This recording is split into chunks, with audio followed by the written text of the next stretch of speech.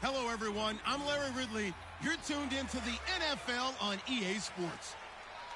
The Browns come into today's matchup wanting to find a way to walk out of the stadium with win number 5 on the season. It's the Titans going up against the Browns. And with that, we'll send you up to First Energy Stadium in Cleveland, which is where we'll find our broadcasting team of Brandon Godden and Charles Davis. Gentlemen. Thank you, Larry. From the shores of Lake Erie, EA Sports has coverage of the NFL from First Energy Stadium here in Cleveland, Ohio. Today, we're set for a good AFC matchup between the Tennessee Titans and the Cleveland Browns. Hi again, everyone. With Charles Davis, I'm Brandon Gaudin. And, Charles, we look at this Browns ball club. They come in losers of 2 straight, so they're trying to right the ship here a little bit. They're teetering a little bit, aren't they? And now things could really go south if they lose this game, so they understand the importance of playing well and stopping this streak. Meanwhile, for the visiting Titans, they come in off another victory a weekend ago. That ran their win streak up to 7 now. And I think that win last week established them as Super Bowl frontrunners. They're playing with confidence and swagger, and you need that to go a long way.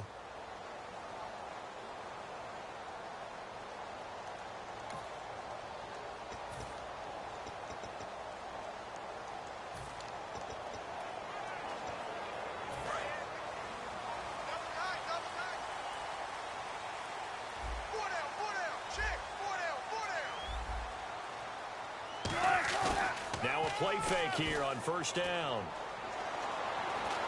And his first pass here is going to fall incomplete.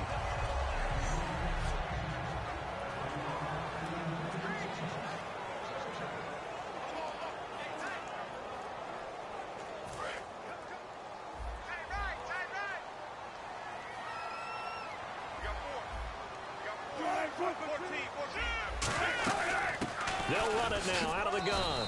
Fights forward for only about a yard up to the 21. So trouble already here on their opening drive. This is 3rd and 9.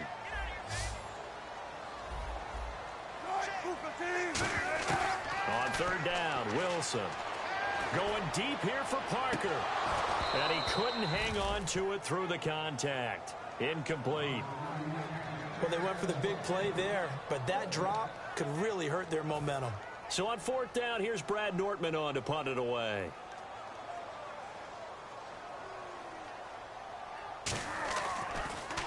And he'll get this away into the icy winter air. And he was looking for the checkup bounce, didn't get it. That scoots all the way into the end zone now for a touchback.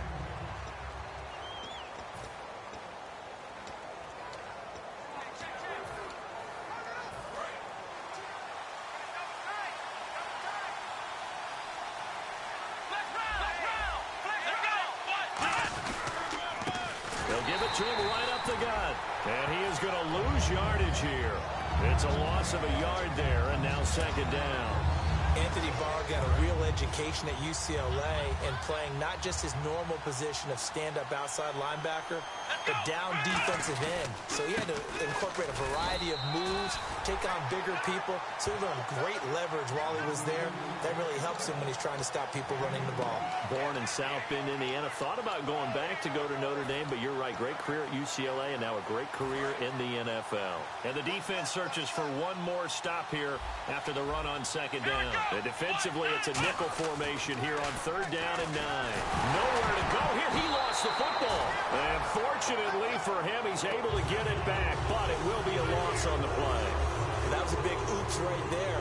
But how about his ability to correct it? Loses the football, able to get it back himself. Yeah, pounced right back on it, keeps possession. This is away and a very good kick, angled for the sidelines. So out of bounds on the punt, and the spot will be, the side judge says, right at the 35-yard line here. And now Cleveland geared up to take the field. And the first drive, 3 and out. Second possession, see if they can get a little momentum. And oftentimes that first drive is just a feeling out process. You have some plays that you've got called and you want to see how defense reacts. And it may not go terrific on the first one. Now they're ready to go. They've kind of got to look at them, got to sense. Let's see if they open things up a little bit. See if they open things up. Let's see what the defense does here, too, after a good stop. I hope I don't sound too rah-rah on that one, but that's the exact right throw. Either your receiver gets it or no one gets it. Give him a lot of credit for being really precise with it. Got rid of it. No one got it. A beautiful fake. And he gets this one to midfield before he's brought down. A really nice pickup of 14 yards, and it moves the sticks.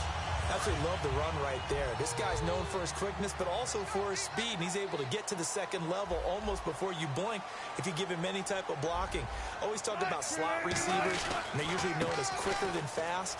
In this case, we've got a guy who's quick and fast, and he used it to great advantage. It's a pickup of 4, and it'll bring up second down. When you find that kind of yardage, you couldn't be more confident as a ball carrier. And guess what? You're going to go back and tell your offensive coordinator, I'd like to keep carrying it, thank you. They come out here in the eye. They'll give it to him right up the gut. And they will stop him after a fairly minimal pickup. 2 yards the gain there, and now they're left with a third and about 4 for a first. Partner, we know today's NFL is really built around the guy throwing the football. But these short runs, they still pay dividends because they can take their toll on a defense, and they can add up as the game goes along. You control the clock, you control the ball, and that way you often control the game. To throw is Wilson, and he's got his man on the out route. They stop him for only 3 that time, and that'll bring up 4th down. One hallmark of good defenses is understanding the game, understanding positioning, and tackling immediately in the secondary after catches. I think we just saw that on display right there. Got to him before he ever had a chance to think about turning it upfield. Get high, baby. Get up. Let's go. Let's do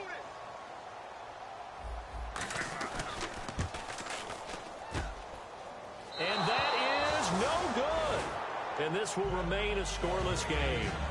Well, this winds up an empty possession. Everything looked okay. He just never got the ball on target. And knowing him, he'll be disappointed with that effort. And the Titans getting set to go. And a 3 and out on that first drive. We'll see if they can do better here. They should have a better opportunity because the nerves should be settled now. That first series. Nowhere to escape, and he goes down. Nick Perry in there to get him for sack number 9 now on the year. Well, they go play fake. The problem is nobody was faked out. And when no one's faked out, what's the end result? Quarterback gets hit.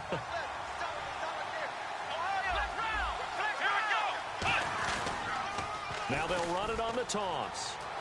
And he'll be out of bounds up near the 45 at the 44. They get 5 yards on the run there. Still left staring at a third and about 14.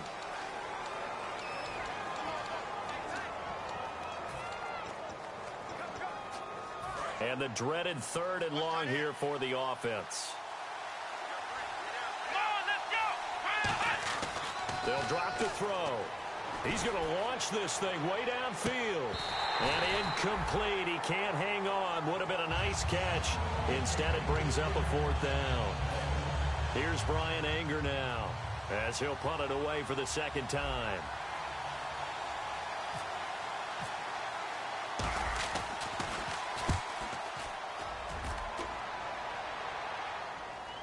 And did he put that on a dime? He did. Wow. Out of bounds at the 1-yard line.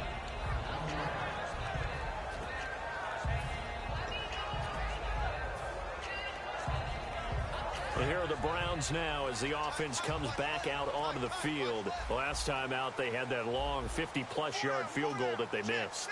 And I'm sure on their sideline they're thinking to themselves, okay, do we still want to try one if we're in that position again? And I would dare say that the answer would be yes. They're going to have a lot of confidence in their kicker. But just to be on the safe side, I'm sure they told their offensive guys, can we get a little bit closer this time? Get a little closer. Yeah, well, you know, I'd rather get in the end zone first and foremost. But if all else fails, less of a field goal attempt for him. They'll give it to him right up the gut.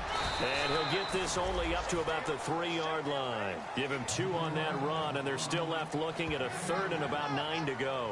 When the 4-3 defense is functioning really well, you know who stays what we call clean and no one gets to him?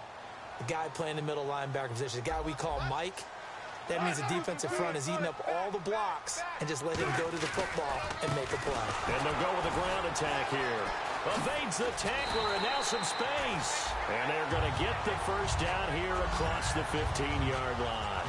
give them a lot of credit. They ended up running the ball on a key third down situation. They were staring 3 and out in the face and found a way to flip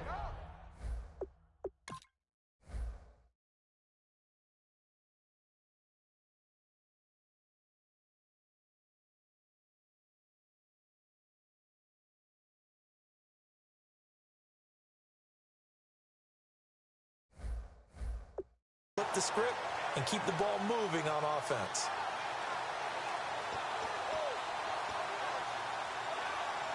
So it'll be first down here after the run.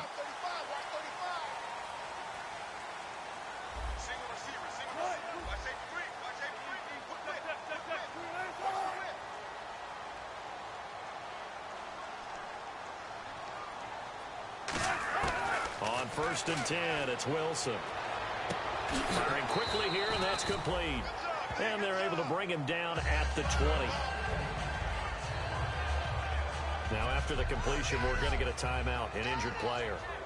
While the training staff works on him, we'll step aside and be right back. They'll come out in the pistol. Possible run anticipation here as the D-line sandwiches together. They'll run it now out of the gun. And he'll find some space up to about the 25.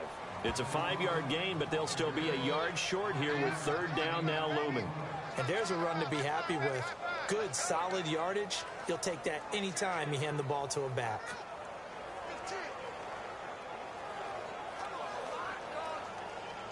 Third down now following the run.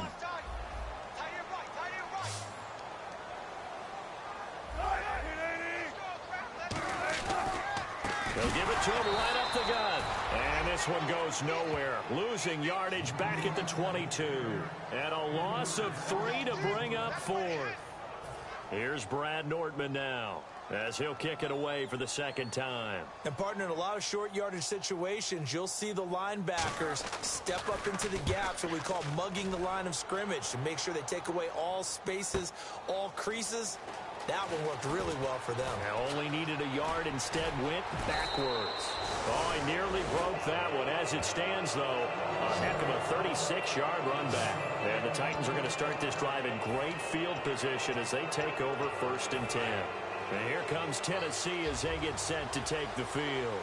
And 3 and out on the last drive. No points on the scoreboard. A little soul-searching now? I would say so, and they need to help out their defense a little bit. They've had to be on the field a lot more than normal, put them in some tough spots. But what's the old adage? When you get another chance, it gives you a better chance to do it right.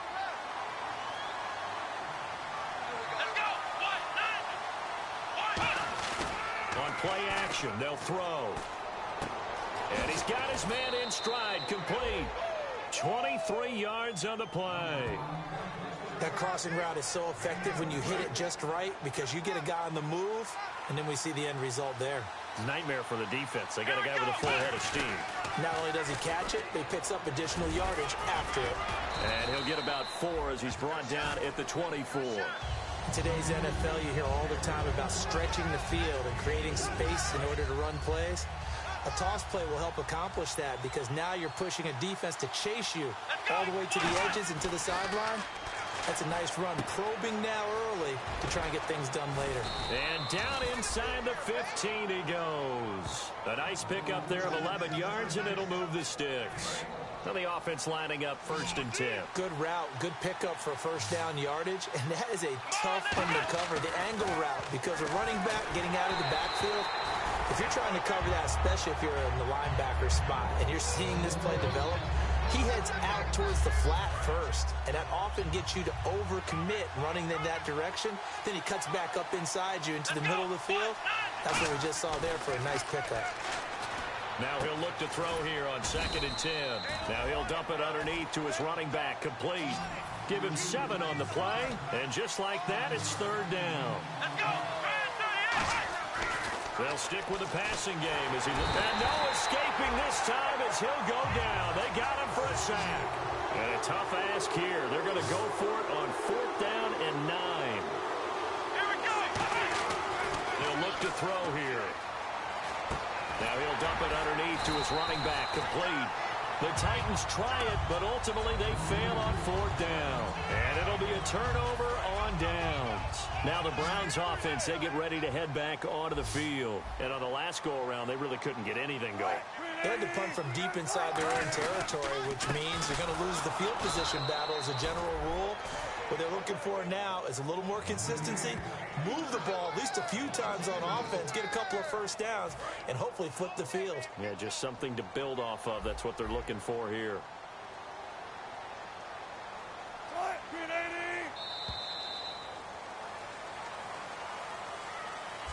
So 1 quarter in the books on a cold December afternoon. Back with Charles Davis, I'm Brandon Gaudin. The Browns with a football to begin quarter number 2, but they face a 2nd and long to start things out.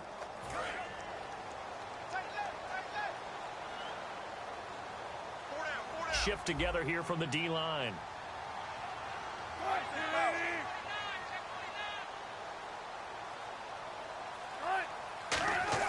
Now Wilson down around his goal line. And seeing nowhere to throw, he chucks this one away from harm. Incomplete. Now it's 3rd down.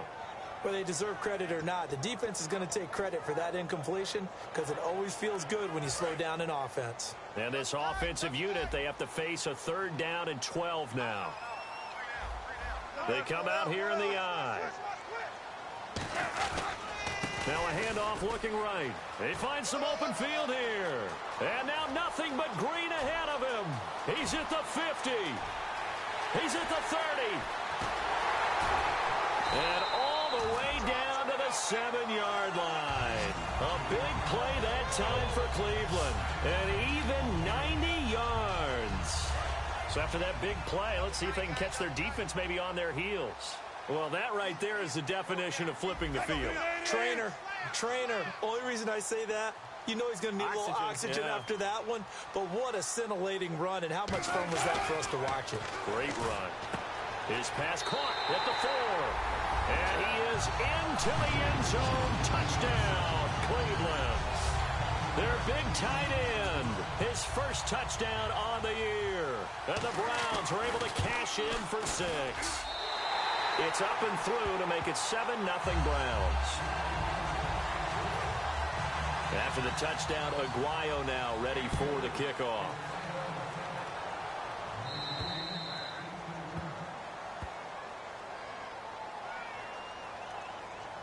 Free kick out of bounds. Kicking team. And out of bounds there on the kick. First down.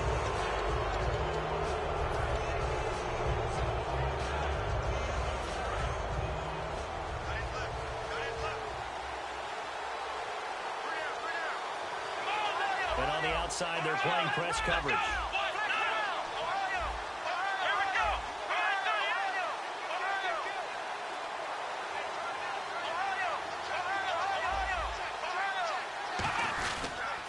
Now they'll run it on the toss. And he's got some space here.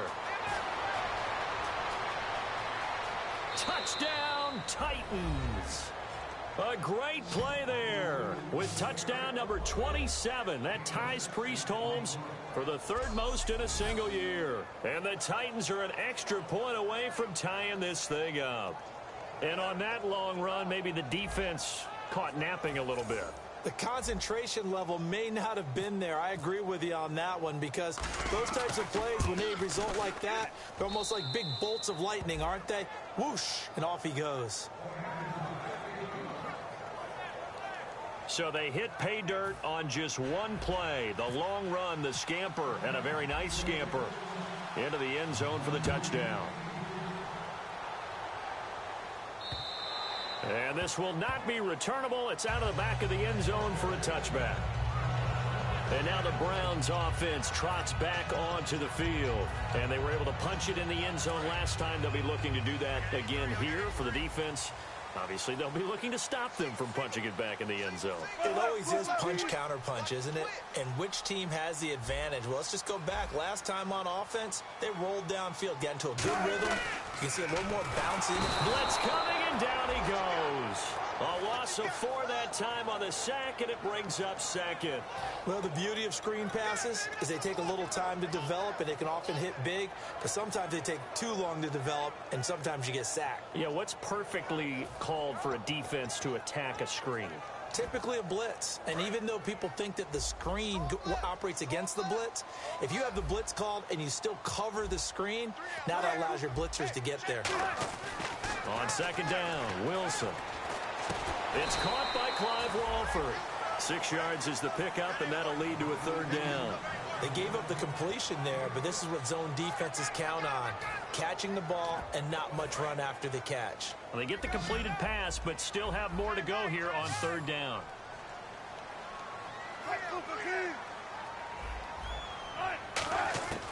On third down, Wilson. A hit as he throws there, incomplete. One of the great coaches said football's real.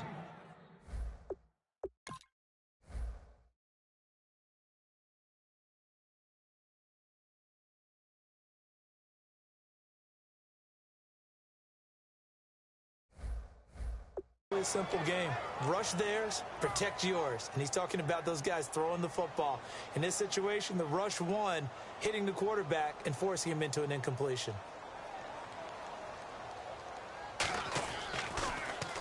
And he gets it away, a directional kick going toward the sideline. And the punt over the side in the air, and the spot will be inside the 35.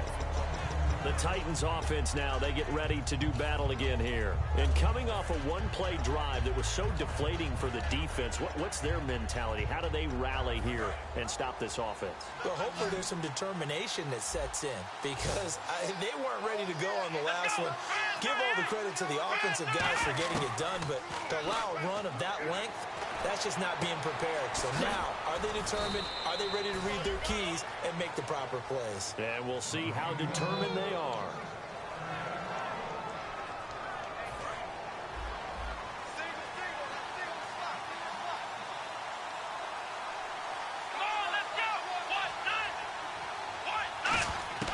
Now on first down, he'll drop to throw it.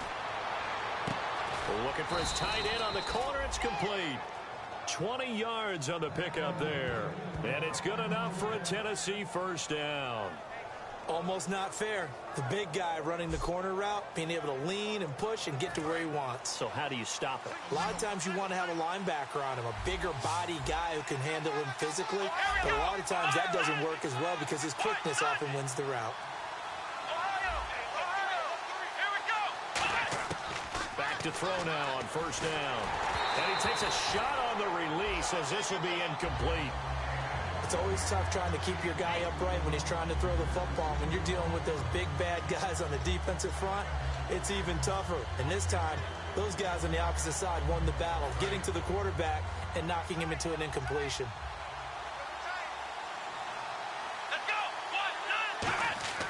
He'll try again with the arm here on second down. And he comes back with one complete. It's a gain of 11 yards that time, and it produces a new set of downs. Slant route's effective no matter who's running the route and catching the ball. But when you have a receiver of that stature, you have to be a little bit more precise throwing it. You don't have the same catch radius with the bigger targets. Now they'll run it on the toss. And out of bounds all the way down at the 2-yard line. It's a nice pickup of 12 yards, and it gives them a first and goal. And that run was what a lot of people call an explosive run. Gave them good yardage, solid yardage. They feel good about the whole thing, and they did it behind a 2 tight end set. It's always interesting to watch what offenses want to do with the 2 tight ends. Sometimes they line them up together for a power set. Sometimes they put one on each side of the line of scrimmage to balance things out. No matter what, though, when you see 2 tight ends on the field, your first thought is to think of run. In this case, the offense was able to run successfully. Now they'll run it on the toss. And he will take this one in for a Titans touchdown. A great effort there with touchdown number 7 on the year. And the Titans have taken the lead. And he's got it. It's now a 14-7 ball game.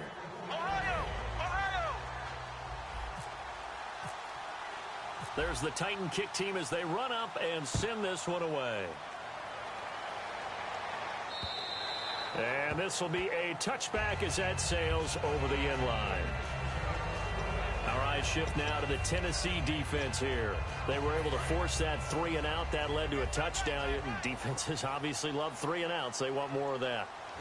They created a very short and not too sweet stint for the offense by getting them off the field that fast, but it set up their own offense, gave them a little spark, and they took it downfield and scored. Now the question, can they do it again? Let's see.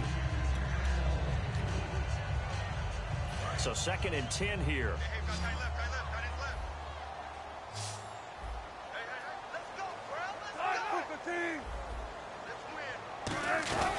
They'll run it now out of the gun. And this one goes nowhere. Losing yardage back at the 22. So he loses 3 yards there. Now 3rd down. So while the offense has had a big day, no one on that side of the ball is excited about seeing a loss like that. Their goal, to make every play positive. And when you have a bad one like that, your next goal is to not let it spiral into more. It's a loss of a full 3 yards, and it brings up 4th down. Partner, I think there's a lesson there. Some days you're just having a really tough time, and for the defense, today has been that day. But after that play, what do you learn? You can still make plays even when the other guy's having success against you. He gets us away. It's a good one, drawing toward the sidelines. And the punt goes out of bounds. Where will they put it? They'll put it just inside the 45-yard line.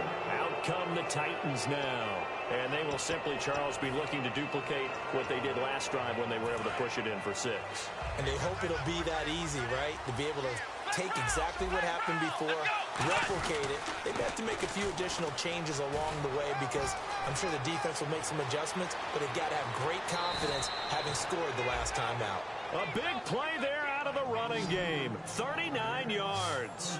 Little pitch play, toss play. Allows the running back get some vision and some big guys to get out in front. This time they did it to the right side. Went to the right side. Is there a preference, right or left, for a lot of these guys that run the ball at this level? I know in the good old days, most teams were constructed to run to the right side. I can't tell you exactly why. That was the power side. The left side was what they used to call the quick side. But in this case, the power won. And he's going to be out of bounds down inside the 5 at the 4. I thought guys that were over 30 weren't supposed to run the football this well in the National Football League. How about that veteran leadership? A big-time run combined with some nice blocking by his offensive line, showing that the ins and outs of being a veteran still has his place in this league. His odometer is not totally turned over yet. And the offense inside the 5 here at the 4. It's 1st and goal. And he gets in. Touchdown, Tennessee.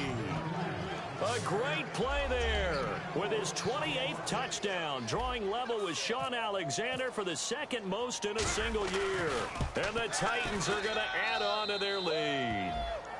And he's got it up and through. So they only needed 3 plays on that drive. And it ends with a Tennessee score.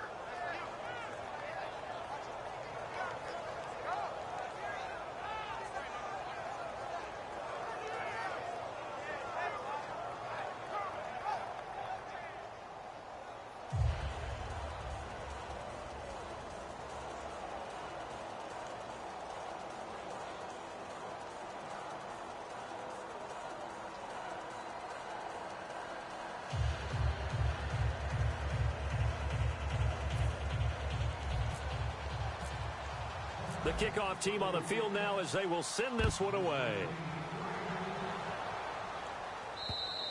And they will not get a chance to return this one as it's through the end zone for a touchback. And now Cleveland geared up to take the field. And they're coming off a 3-and-out, my friend. I think they've got to look at that play sheet and go to a spot that they haven't gone before. Time to shake things up a little bit to try and get this offense moving. Okay, so how do you do that? How do you shake things up?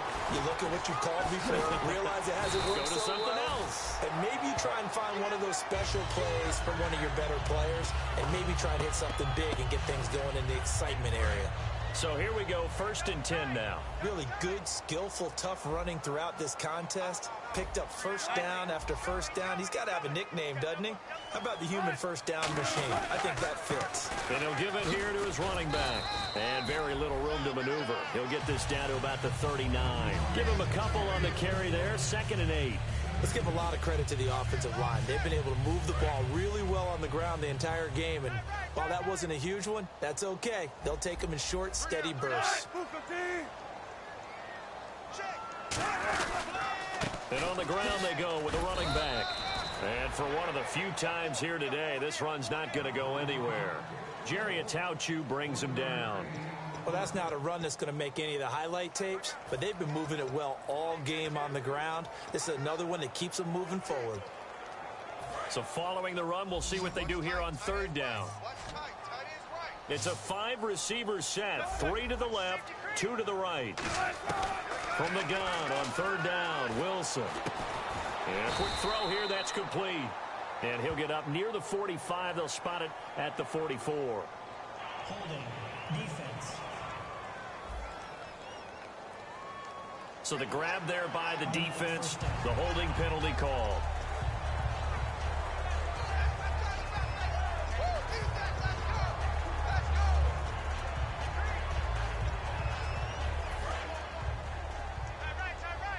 And the D-line pinching together must be expecting the run.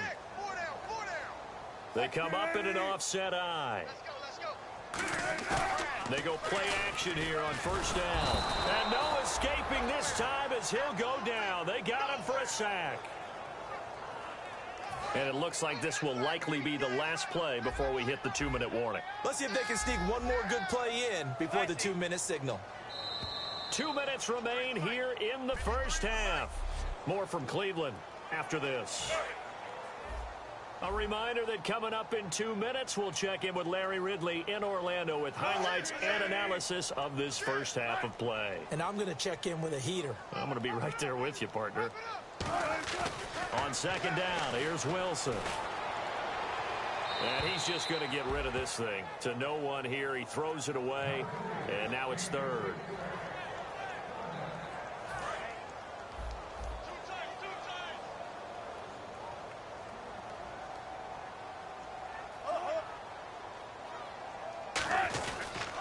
And they'll run it here. And an alley to run. The Red Sea parts, and there he goes.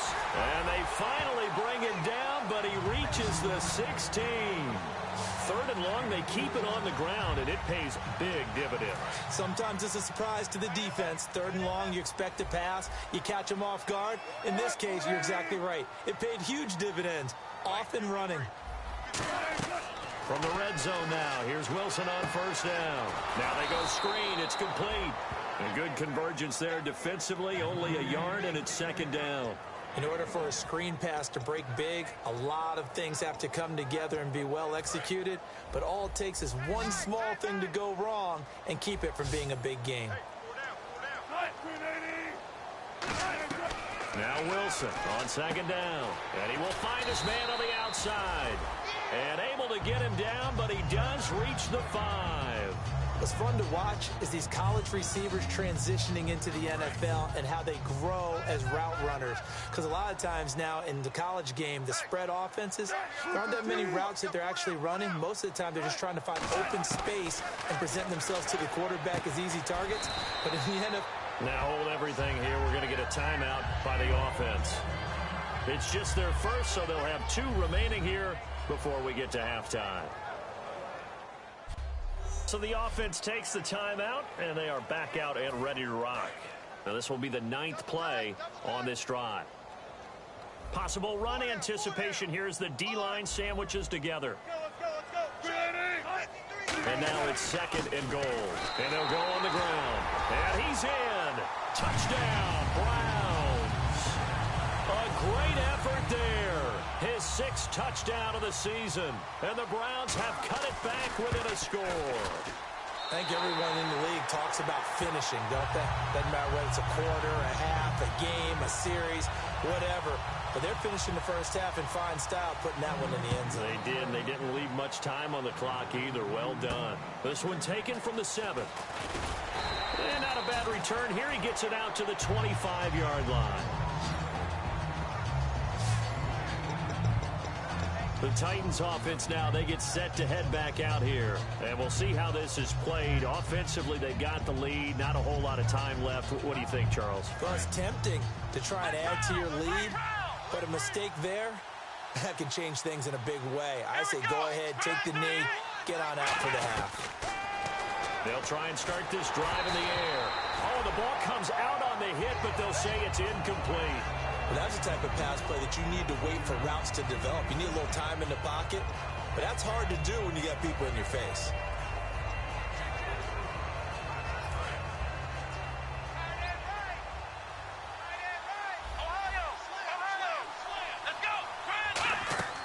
And 2nd and 10, he'll look to throw again.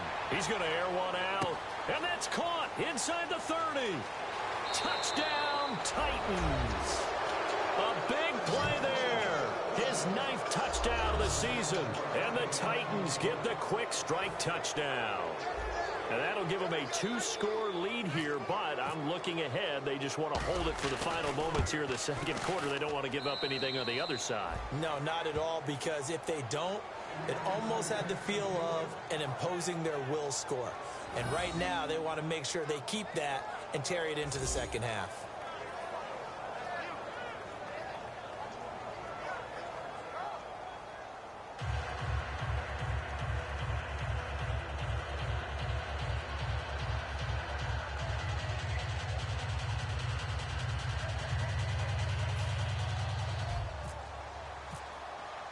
There's the Titan kick team as they run up and send this one away. And that'll carry over the back line of the end zone for a touchback.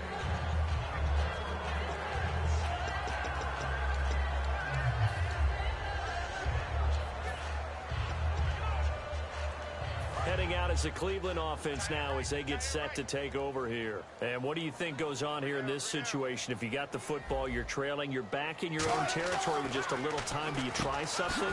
You're thinking about jump start. Now whistles come in. We're going to get a timeout here by the offense. So that means they're down to 1 remaining here as we head toward halftime.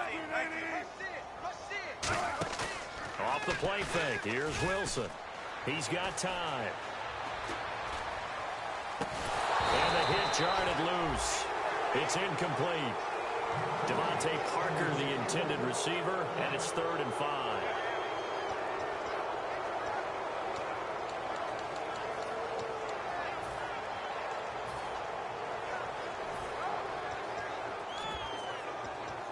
And the offense looks to pick up the first here on 3rd after that incompletion.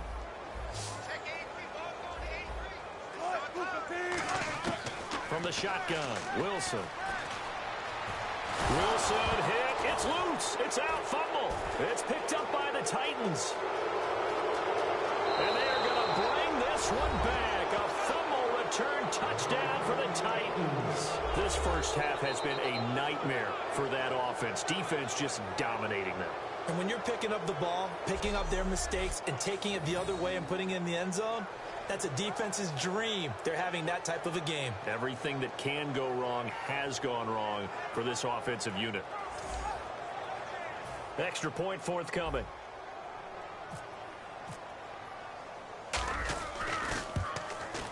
And he's been a busy man, 5 for 5 now as he knocks another one through to extend the lead.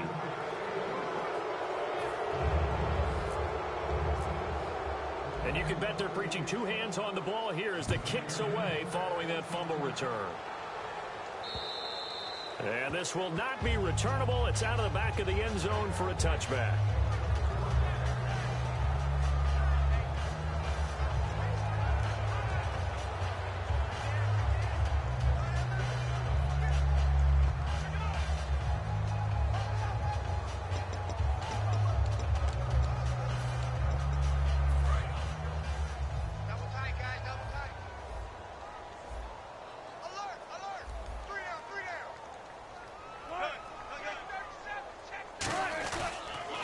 And to give this time to the tailback.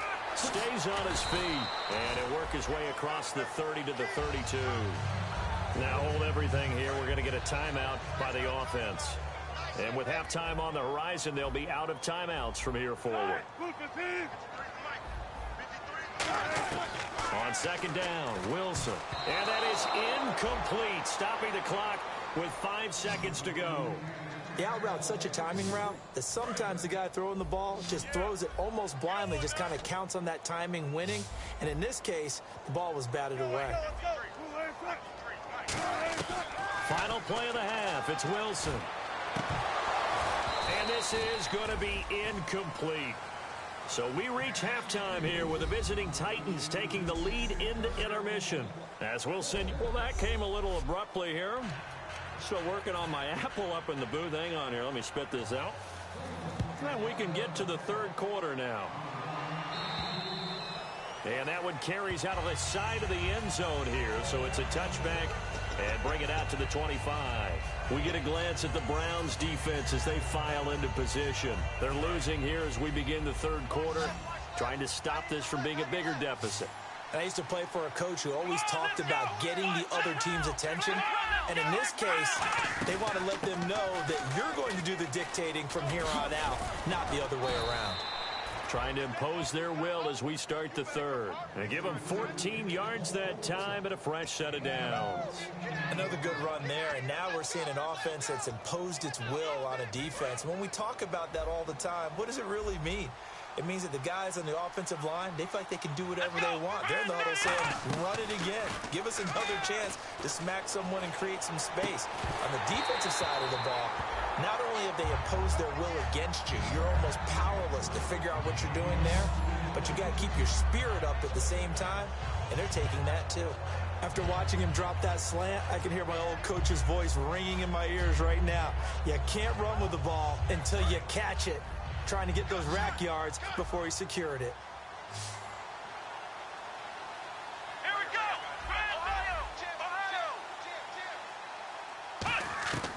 He'll try again with the arm here on second down. He's going to air one out.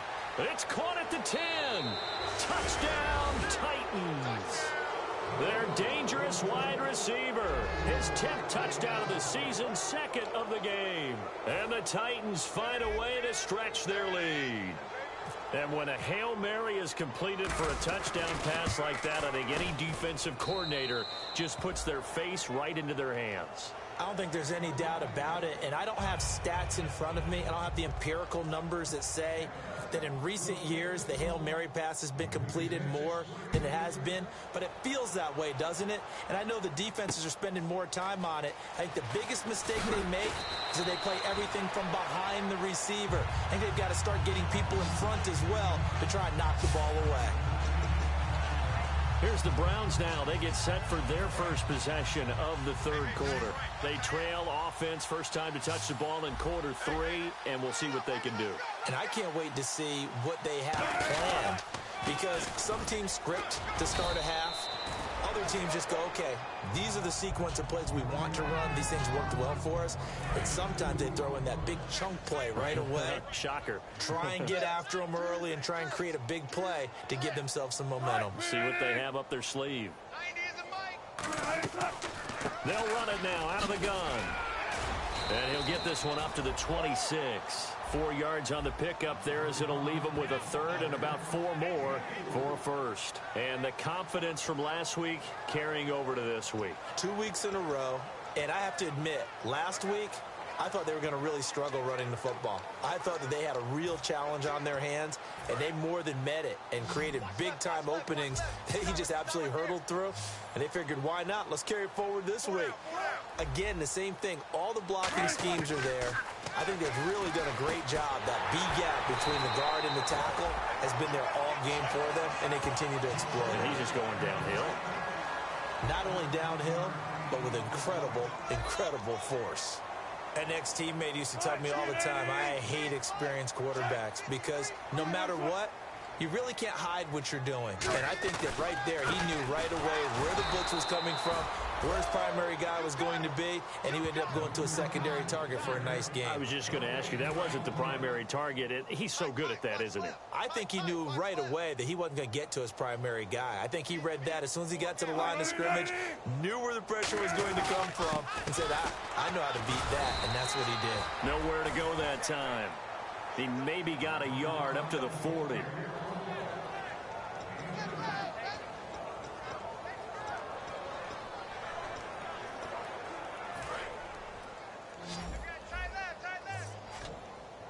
Looking to jam the receivers at the line here. Press coverage look defensively. Play action. Now Wilson. Going down the middle, and it's complete. And all the way in. Touchdown, Cleveland.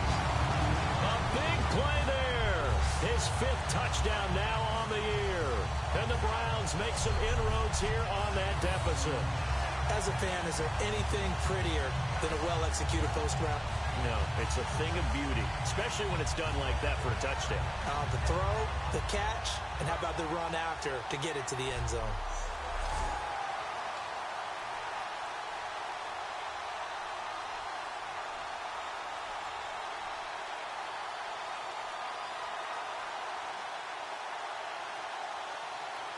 Aguayo on for the PAT.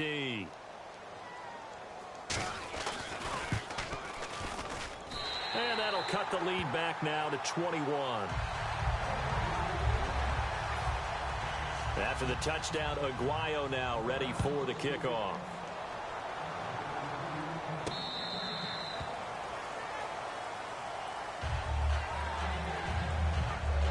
Here's the Titan offense now as they make their way back onto the field. And they'll just simply be looking to build off the confidence of the last time out where they scored a touchdown. And confidence is powerful, isn't it? When you've scored once, you feel like you can go back out there and get it done again. Doesn't matter what the defense throws at them. They feel like they're in a groove right now, and they want to get out there and show it. Yeah, hoping to stay in that groove here this go-around. Tackle made there by Nick Perry. And now it looks like they're going to be in the hurry-up. They'll look to throw here. And he'll just chuck this one up into row G. It's incomplete. Well, the numbers have been good in the passing game, and certainly a big reason why they have the lead. But now here, third quarter, maybe go to the run game a little more? Yeah, perhaps. I mean, after that incompletion, a little credit to the defense for shutting them down on that play.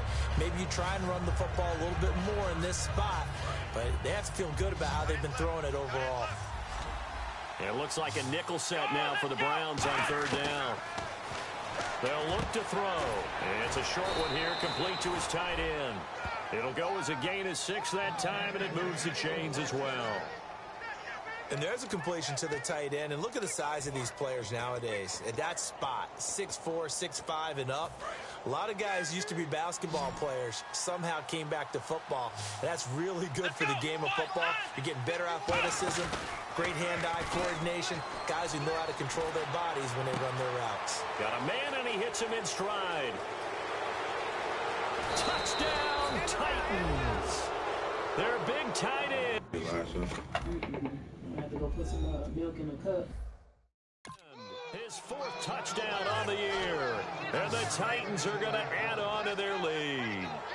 When they drew that up, I don't think they envisioned it ending in a house call. But he got it and took it all the way home. Really impressive run after the catch, wasn't it? That was really special by him. But let's face it, in today's NFL, those tight ends are often former wide receivers or maybe even sometimes bigger running backs. They just put them in a position to get a great matchup and make plays like that. Extra point attempt to come here. And that'll increase their lead to 28.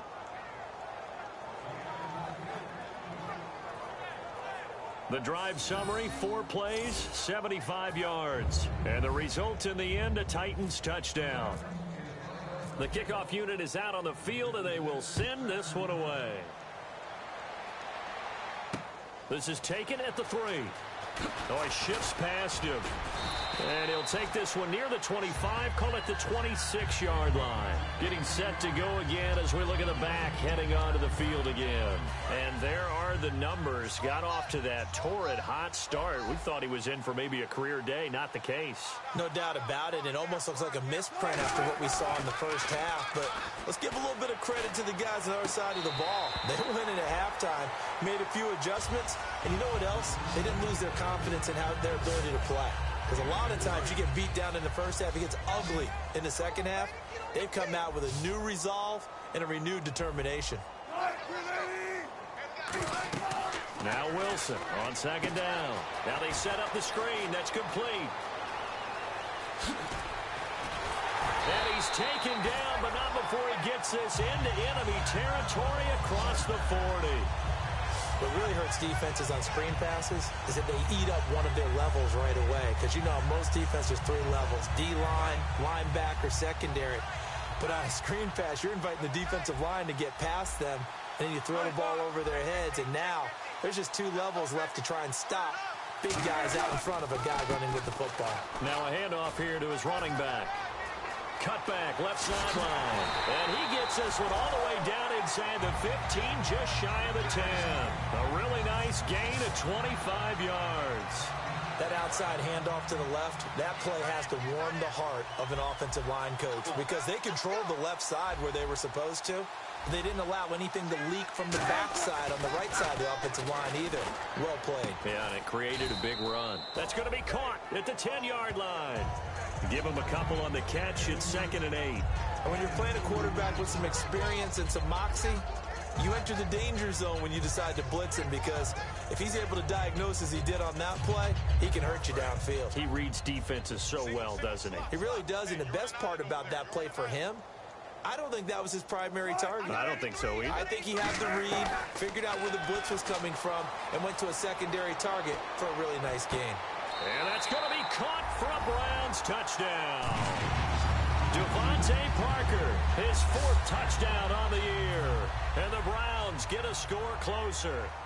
As a former DB, you might not like to see that, but from a wide receiver's perspective, those are the plays they dream of. Correct on both counts, all right? Because once he took off, I mean, let's face it, that should have been done in Big Sky Country. Aren't any speed limits out there?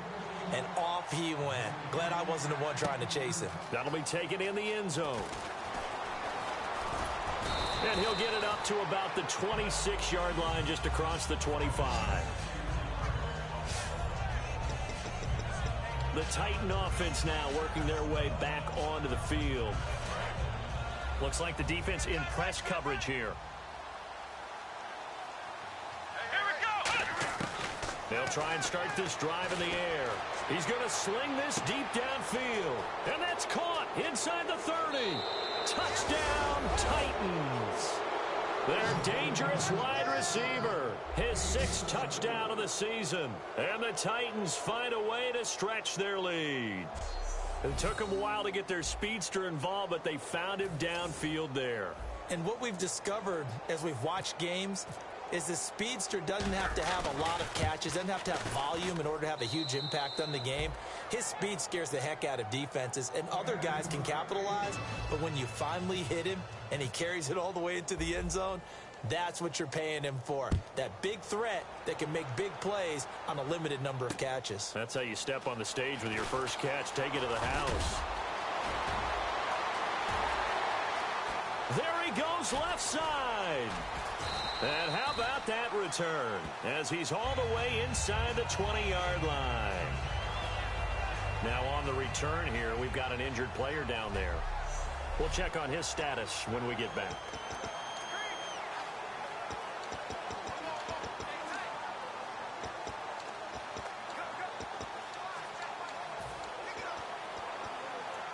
And a great spot to start this drive from here. It's a 5-receiver set. 3 to the left, 2 to the right. Throwing now, Wilson on first down. And he'll be hit as he releases it, and that'll fall incomplete. How many times when we see an incomplete pass, we just look at the receiver and say, should have caught that one. That was a drop, and we just put it on the offense. How about a little credit for the defense there? They just forced an incompletion. Yeah, especially after starting in a tough spot defensively, but a good start there on first down. That give them a little extra confidence there, starting, as you said, in a tough spot and being able to make a play on first down.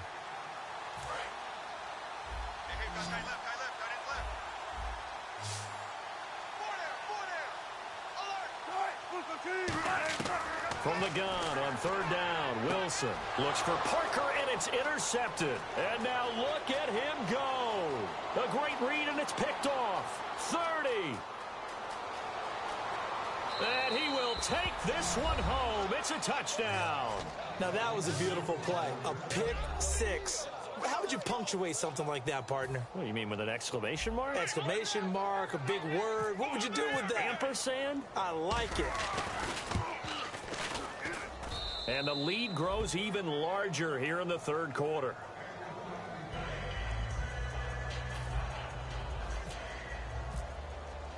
So they'll get another shot on offense following that pick six. And now the kick is away. This will be taken in at the 1. And he'll make it across the 20 as his guys will set up shop at the 23-yard line. And the Titans defense, they get ready. They take the field again.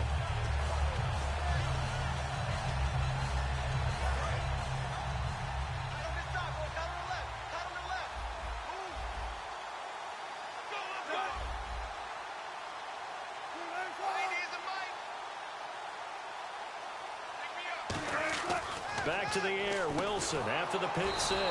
He's going to flip that out to the flat. It's complete. A loss of a full 3 yards, and now it's second down. Defense in a good spot. Let's see how the offense responds with a 2nd and 13 now. And never good on a pass completion there to go the wrong way. Lost yardage. No, for some reason it seems to work better when you throw it downfield or you can move the ball downfield running it that way, doesn't it? But in this case, if you're the defensive guys, you're energized, executed well, and you caused a lost yardage play. That's going to feel good and look great in film. And that screen there on second down certainly didn't develop how they had hoped. Is that one they should have even tried, or is that one the quarterback sticks in his pocket? I think the latter. I like what you said there, because trying is one thing. We can second-guess just about everything. Nowhere to escape, and he goes down. Jeremiah Tauchu in there to get him, and that's sack number 6 for him on the year. 3rd and long, defense with no fear. They brought the pressure. Zero fear at all. That means they feel really good about the guys who are going to cover. But the biggest one is they think their pressure will get there before he has a chance to find an open receiver.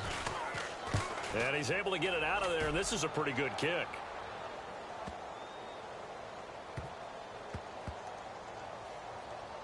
He'll field this at the 5.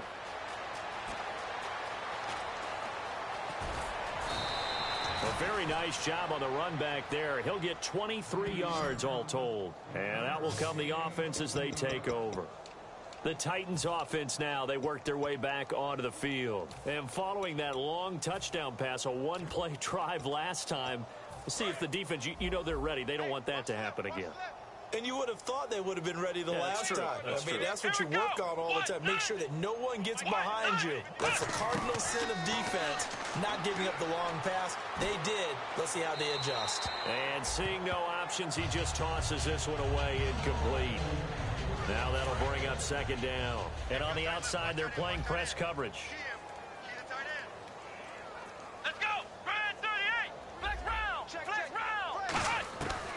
And 2nd and 10, he'll look to throw again. He's going to let this one go deep. And that's caught inside the 30.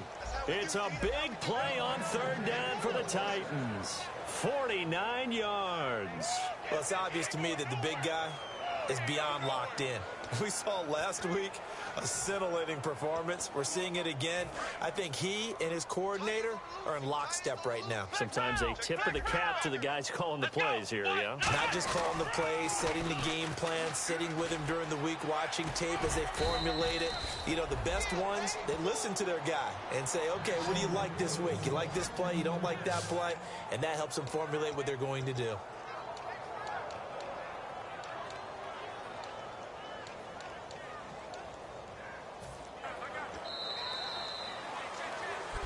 And we're back now here in Cleveland. And this is a blowout so far as we get set for the 4th quarter. A very one-sided affair.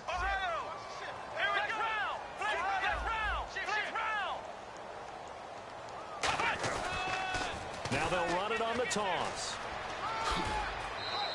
It's a good gain of 11, sets him up 1st and goal. And he continues to pile up the yardage. That puts him over $150 now. And this defense has really had its problems trying to keep him contained. They come out here in the eye. They'll go with a keeper. And he will take this one in for a Titans touchdown. It's their quarterback, standing alone with a new NFL record 32nd touchdown. And this Titans offense continues to pour it on. And now we've hit that stage of the game, partner, where one of our predecessors, one of the great commentators of all time, He's to sing in this situation when this game appeared to be over. I know the fat lady's been singing for some time. No, not her at all. This is one of our guys. She's singing too. Oh, she's at least... She's on like the 5th tune at this point. She left Scales way behind, but he's just saying something about turning out the lights. The party was over. We focus our attention on the Titans defense now. They were able to force the 3-and-out last time, led to the punt, and then led to a touchdown for their crew, so they'll be looking for a little bit more of that, Charles. Well, I think that they created the spark with the 3-and-out, gave a little momentum to their offense, and said, all right, appreciate it, guys. And they took the ball downfield and stuck it in the end zone. And that defense wasn't out there long. They'll be trying to keep it short here. We always talk about having to read defenses and how complicated that is. Well, this was an excellent read. Read the pressure and got rid of the football before it even got to him for a nice game. And when they're blitzing like that, running back usually a good spot to go with the football? Without a doubt, because he's right in your sight line or he's near you. So you're able to just get it to him easily. And once he gets in space, that's usually a good matchup for him. To throw is Wilson. And he was hit as he threw it there, and it forces it incomplete. 2nd down now after the incompletion. Well, the pressure, the hits, the sacks have been coming at him all game long. I'm frankly surprised that they haven't found a solution yet to create more time for him to throw it or maybe change what they do on offense. And that's one of the biggest differences in this game and why they're losing right now. He's going to leave this for his running back. It's complete. He goes for 18 there as the drive will continue. And at his size, he's a smaller back. You can get him the football. He can kind of get lost, make someone miss. It's good for him. Yeah, it's great for him. I like what you said there. Sometimes he gets lost in the traffic a little bit, but get him out in the open field into some space. That plays to his strengths the best and keeps him out of it where all the big boys are. You know, make someone miss in the open field. And he's going to get this down near the 20-yard line. They'll get 19 yards there. And the Browns are going to have a 1st down. It appears they found something that's working, and they keep going back to it. I guess you can actually say he has the hot hands now, doesn't he? Yeah, well, it's one thing to hit your guy out of the backfield once, hit him a couple times. Yeah, you're right. Maybe they're onto something. And I think a lot of that is simply if you get it to him in space, more times than not, he's going to get more yardage than you expect out of each play. Personal foul. Face mask. Defense. Got the hand caught up in the grill of the face mask. 15-yard penalty. So tough for a defender. You're trying so hard to make a play, and the way that these offensive guys can move around, sometimes your hand gets into the wrong place. And they'll go ground game here with a tailback. And he'll be stopped just outside the 5 at the 6. It'll be a 3-yard pickup, and it brings up 2nd and goal.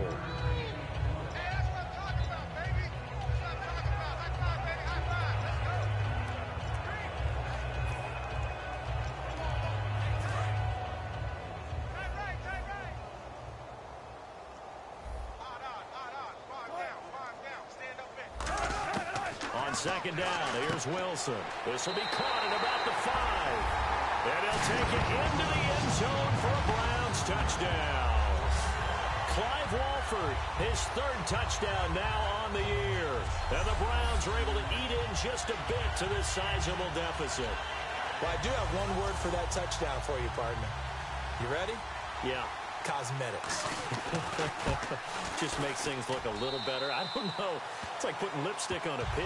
Yeah, and it's hard to do, too. And the pig doesn't like the lipstick a heck of a lot, but you do like the fact that they're battling down the stretch, still trying to put something on the board, even though this game is over. By the way, how rude is that to the pig? Look at all the things they give us. Pulled pork, bacon. Free kick out of bounds. Kicking team. And, Charles, this is one of those inexcusable special teams penalties, an out-of-bounds kickoff. Pressure, pressure, pressure. Sometimes errors occur because of situations.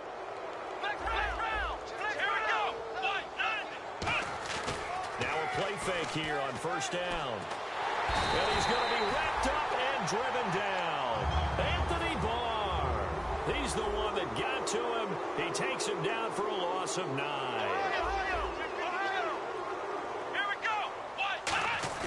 On play action, they'll throw. Oh, he's got a man wide open, complete. A good pickup there, 26 yards. Well, he flew past 200, 300, and 400 yards. Now he's over 450 yards passing on the day. So what you're saying is oxygen for everyone catching the ball and trying to defend? Yeah, especially those guys trying to defend right now. No doubt. They've got to be a confused group because they haven't been able to defend him very well at all. And I think he just wants to keep firing. When you have that kind of a day, you're just locked in. Just keep calling those pass plays. Second down here after the incomplete pass. The play-action fake. They'll look to throw. And he's got his man out of the backfield. That's complete. A good pickup there, a 22.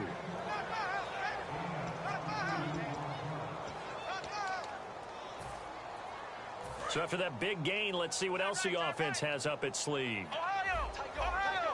They come out here in the eye. Now they'll run it on the toss. And they take him down, losing yardage back at the 27. So a loss of 5, and it'll be second down. And quickly, they get to the line. They'll look to throw here. Throwing right, and that's complete. And he's going to be out of bounds down inside the 20 at the 15. It'll be a pickup of 12 yards. And all of a sudden here, it's third down. And these numbers on our monitor are getting hard to believe. He's closing in now right on the doorstep of 500 yards passing. I'm glad that you watched the monitor and said it first because I had trouble absorbing that. That's big time right there, right? That means everything just about has gone right for them and his squad in this game. Let's see if they can keep it up. They'll set up to throw. Out to the flat. That's complete to his running back. And he's able to pick up the first down before he's tackled right at the 10.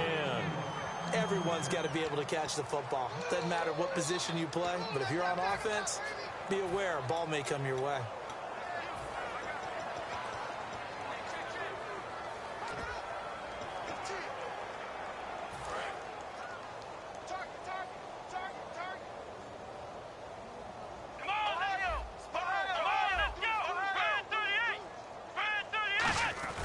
Now a first carry for their fullback. Give him 4 on the carry there at second and goal. Looking to jam the receivers at the line here. Press coverage look defensively. And they're going to speed things up here.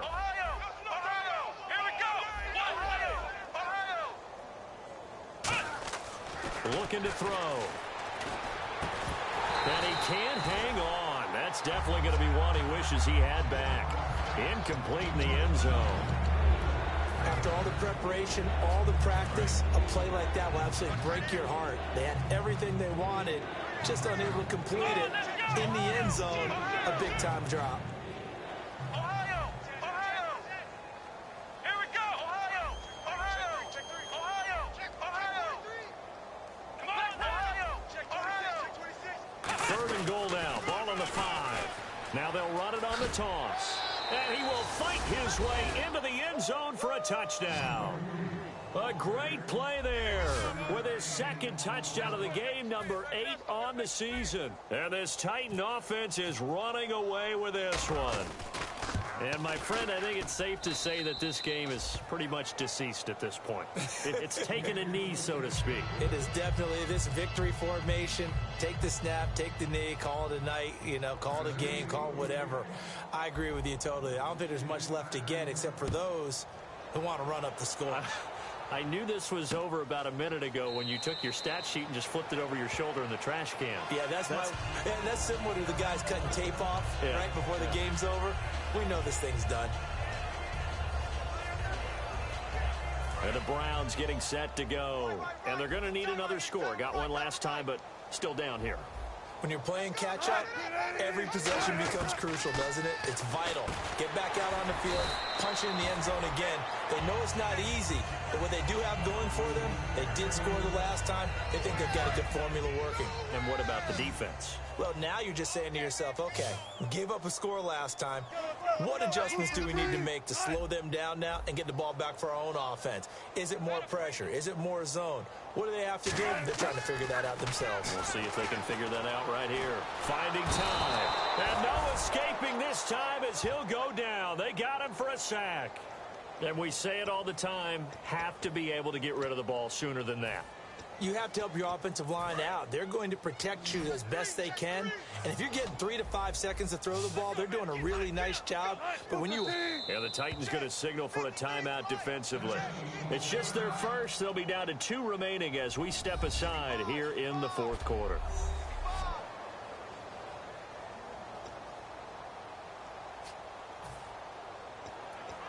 $12 yards to go on third down. They come up in an empty set. 4 wide receivers, 1 tight end. On third down, Wilson. And over the middle, this is Parker. They get 7 there, but it brings up 4th. So much about this game is just understanding situations and then having to execute, isn't it? Guard the first down sticks. Don't let them get there. And they've rallied and made the tackle. Here's Brad Nordman now. He's been terrific so far.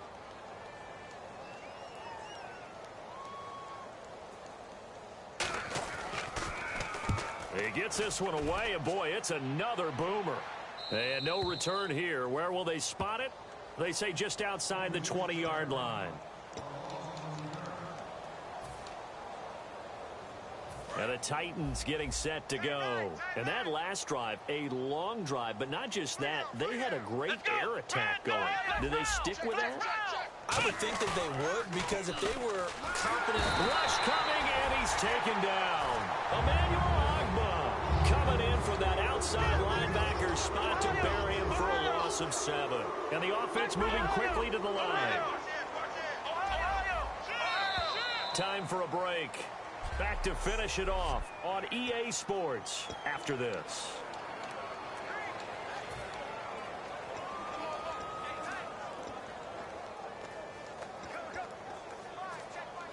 So the Titans in possession of the football here as we get you reset. And let's see what they've come up with offensively after having time to talk it over. Back to throw here. Wide open receiver complete. A good pick up there of 20 yards. And on that last play there, he's over 400 yards passing now. You know what that generally means? Success. That, and it means you really didn't miss opportunities. Usually very accurate. The ball's getting to the right place. Guys are making yardage after the catch to help you out that way. I mean, the whole team has picked it up. And don't forget, that means the offensive line has had to pass protect pretty well, too. Everyone dialed in. And it drops down incomplete. Thought he might have had it. Instead, second down. One thing I know from experience is that when the deep ball is thrown and you're the defender, you've got to fight that little bit of panic that emerges. You've got to play the ball really well. It's a 50-50 jump ball play. And guess what? They took a shot. How are you going to win it? And in this case, they managed to get it done. And getting this just shy of midfield, they'll spot it at the 49. So the run gets them the first, and now they operate with a fresh set of downs. And they're going to hurry back to the line now.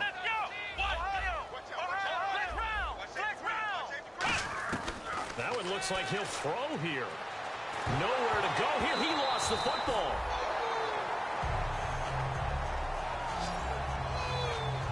So they escape, so to speak, maintaining the football. Defensively, though, opportunity miss. It definitely was, because that's all defenses talk about. Getting the football and either advancing it the other way or just getting possession and turning it over to their offense. That can be a little bit deflating. Exactly right. A lost opportunity. Back to throw. He's going to rifle. And this is caught at the 20. And they are going to score a...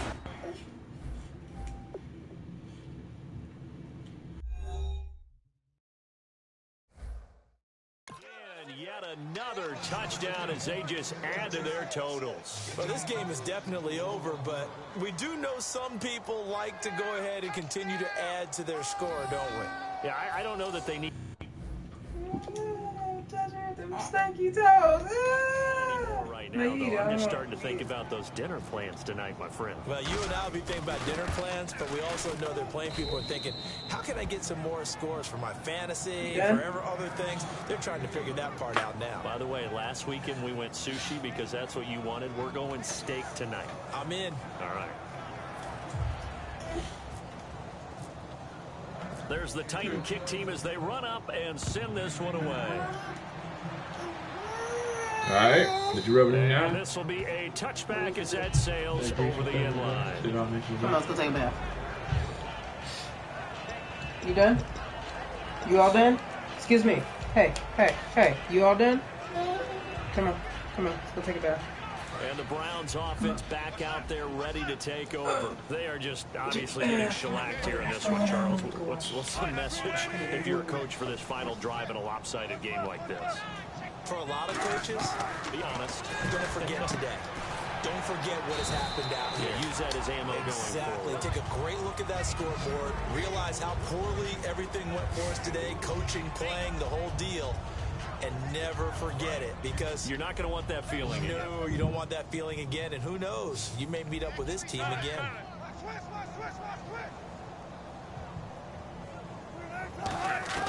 On second down, Wilson. And he's got his man on the out route. 4 yards on the completion, and it sets up a third down. Now another timeout here called by the Titans. And now following that timeout, the defense back out onto the field.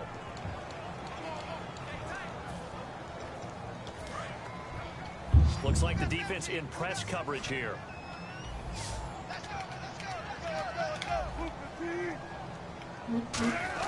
One last shot for Wilson.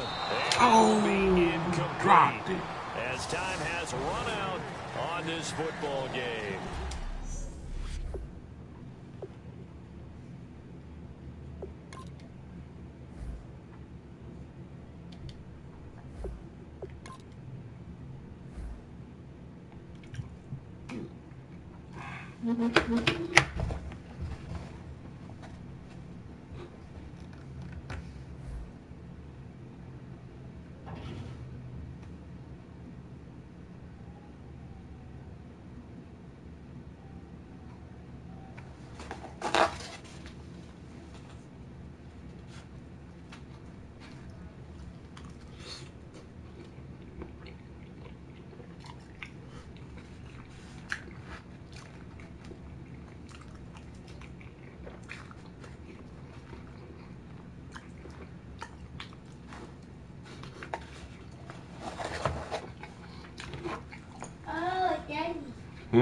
Now I know why it looks like people can't get in, because if they don't see this, they're gonna think, how are we gonna open this?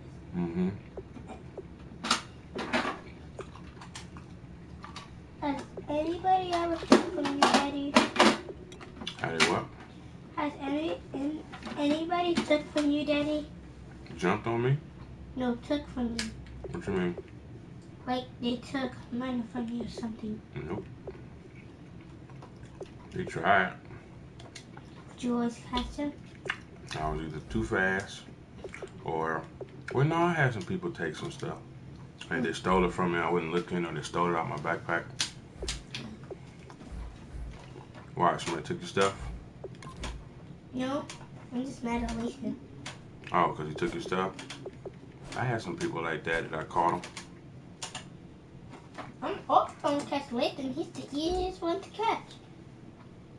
Like Then he I'd be said mad something. because they stole my stuff. I'm like, out of all the people's stuff, you stole my stuff. I hang with you every day. You play with my stuff. Now I don't want you to play with none of my stuff. You can't touch none of my stuff for a long time. Like until, But did you tell Uncle June he stole your spinner? yes, What did Uncle June say? one morning he got punished. This morning he got punished when me and Zaya were there. Because he was trying to explain something. Yeah, but did he get punished for stealing your stuff, or he get punished for something else? He get punished for stealing my stuff Oh, and telling lies. oh, okay. Why? What did he say? He said, he told me 2 lies, and that's when I started getting suspicious. Because he said, one he got from his mom, and then he thought I wasn't gonna hear correctly because I acted like I didn't hear one. And then he said, well, that still looked like mine. And he said, I told you, I got it from my friend. And then I called Auntie Precious. And he said, did you buy him this fridge spinner? And he said, nope. And then he also liked Uncle Junior. He said that was his friend. His friend gave it to him. Her friend gave it to him. And then and then and then I called Lathan and told him he gonna give it back, and I knew. He said, so it happens just to. Hold on. Oh, yeah. Huh?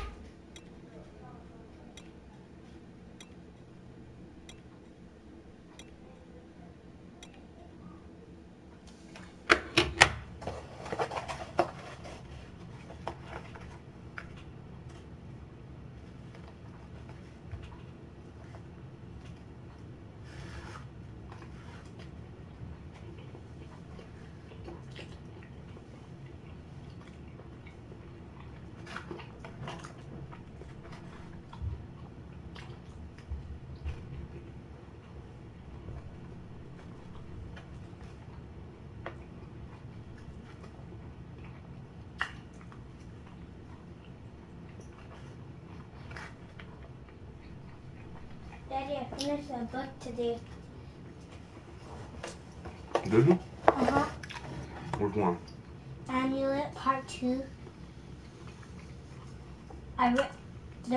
Remember I read the first amulet, and I finished that one. And now I need to read the third one. This time, this graphic one, I'm doing it in order, not just one by one. I want to pick that looks cool. Okay. So what's your next book? It's either gonna be Captain Underpants or Harry Potter. But I'm reading the Captain Underpants right now. Oh, dang it. Daddy, I left my book in Uncle Junior's car. Did you? Uh-huh. Mm. I hope to take the small one. To take the small one, I'm okay. Take the big one, I'm lost. Mm-hmm. No, because they're going to the bay, Daddy. Who? They're leaving tomorrow to go to the bay. Oh. So they won't be going to school tomorrow. Text on for Junior. Tell him you left your book in the car. First go check your backpack. Yeah, but they're not going to school. Straight when everybody wakes up and gets dressed. They're not even going to come to the house. So, but he can leave it at the house for the weekend.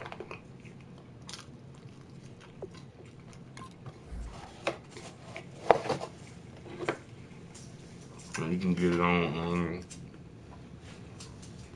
Saturday or something.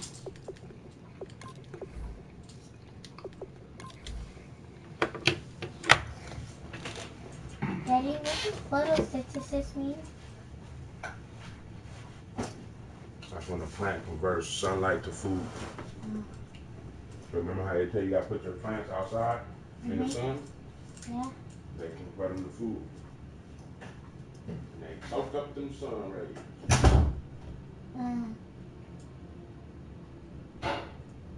So how do they soak them up though?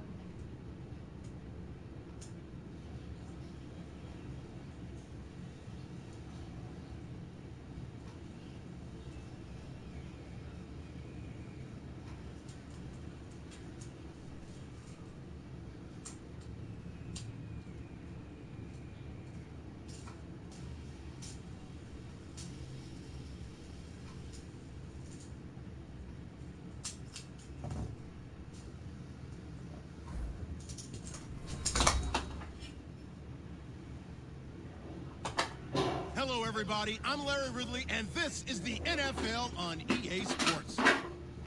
Tonight's matchup features two quarterbacks who will be trying to lead their team to victory.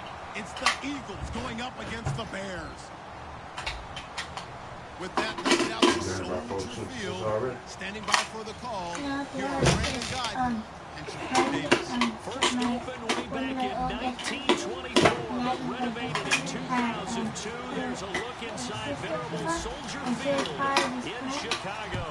Tonight we wrap up an intriguing Week 2 with a good Monday night matchup between the Philadelphia Eagles and the Chicago Bears.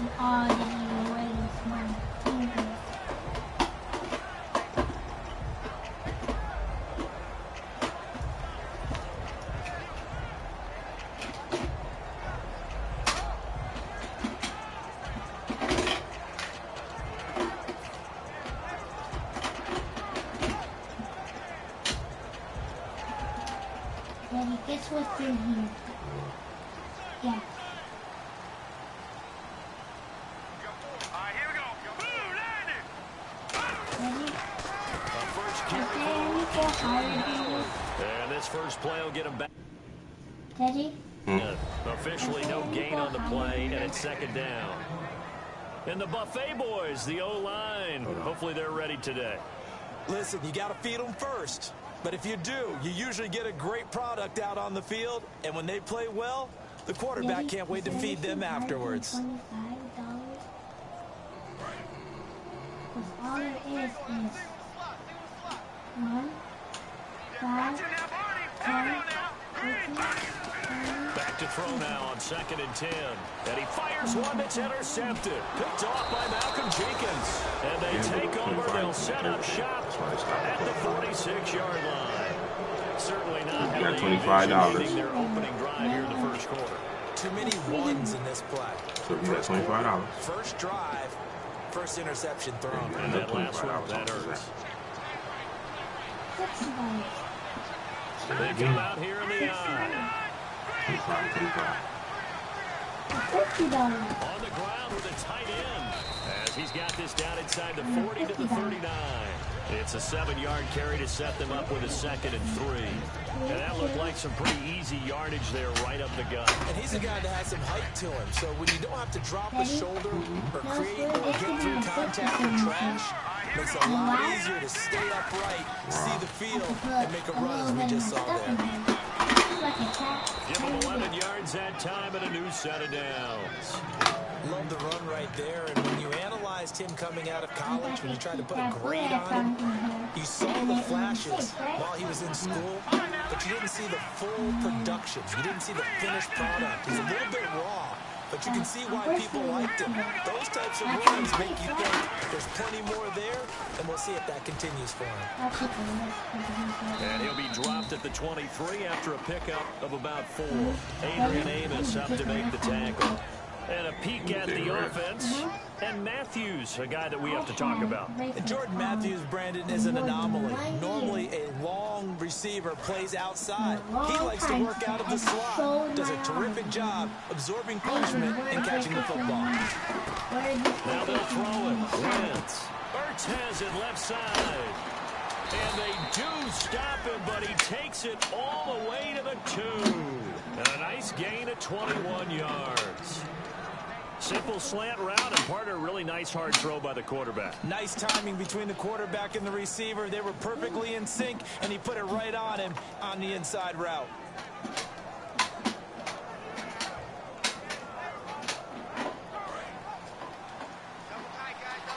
I really like this system. He got a minute so long. On the ground, the first carry for Ryan Matthews. And he's in. Touchdown, Eagles. Ryan Matthews, his first touchdown of the new season. And the Eagles have taken the early lead. And it's up and good. Now after the touchdown, it's Sturgis to send it away. That's fielded in the end zone. Shreds the tackle. And he will be brought down here at about the 17-yard line. Now the Bears offense ready to take over again. And following the interception, just any interception, are you a little bit more cautious when you start that next drive, or no, you just throw that out the window? I think you are. I don't think that there's any way you can run back out there and go, totally didn't affect me. Let's just go ahead and be loose with the football again. You're going to take care of it, but you have to be careful about being too cautious because now you can't run any offense at all. Still want to attack. We'll see how they attack him here. They'll begin the drive with Howard. And running room scarce here. He's going to be stopped in his tracks at the line of scrimmage. And the defense now for the Eagles. Jordan Hicks played inside and outside linebacker while in college. He'll do the same in the NFL and make a lot of plays in doing so. He had $3 or $2 left. That's why he had to go to work. And he spent the rest of it. And then I got it open. Ready? They'll look to throw. Miller Miller on the catch over the middle. They'll lose a yard, and it brings up third. The pass for negative yardage, obviously no good. Maybe he shouldn't have thrown it, or maybe he shouldn't have caught it. I think we were seeing it at the same time, weren't we? Maybe you let that one go, right? Because you can see the lost yardage about to develop. But that goes against every instinct of a receiver. They're taught to catch everything. So it's really hard to be mad at him and yell at him for trying to make that play. If you start opening, I know how the code starts working. On third down, Are you getting it throw. code right? Got a man over the middle, and it's complete. And he gets this one all the way up to the 40-yard line. The goal of every offense is to move the chains, pick up first downs. A nice job finding an open receiver for a completion. Yeah. If I put open, I can use the right pass. So every mistake fine, making sure he hits the right. And then I started running down, so I couldn't And now first down following that long gain.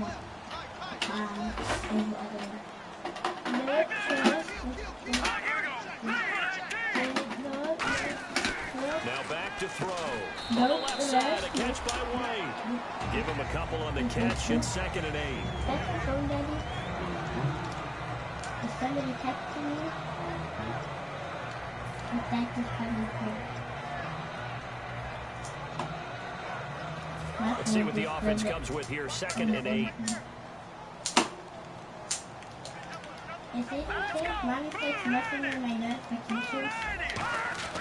Back to throw again. And his throw's going to be incomplete. Let's give some credit to the defensive guys on that play. Able to bat that one away. Sure looked like they were trying to hit the corner route.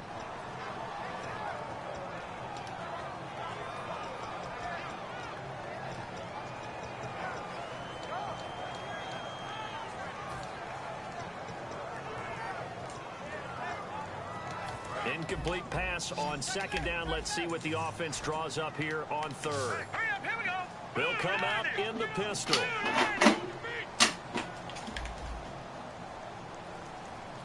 Daddy, I know a backup way. Daddy, did you know they gave you a backup way on how to pick up the money? Again, he'll drop to throw. Under a heavy rushing down he goes. And the defense coming through on 3rd down. A loss of 7 to bring up 4th. Man, he got in there so quickly, Charles. What could the offense have done to adjust and account for that? But what you're hoping is that you figure out and you see and get a clue that maybe there's going to be some pressure coming at you, and you change the blocking scheme. Maybe you go to max protection. The biggest ones maybe bring your running back in to try and keep you clean. But in that case, that didn't happen. 0 accountability, and a sack resulted. And that'll hit at the 5 and go into the end zone for a touchback. Philadelphia getting set to take the field. And that recipe on their last drive that resulted in a touchdown looks pretty good, so they'll be hoping to do that once more.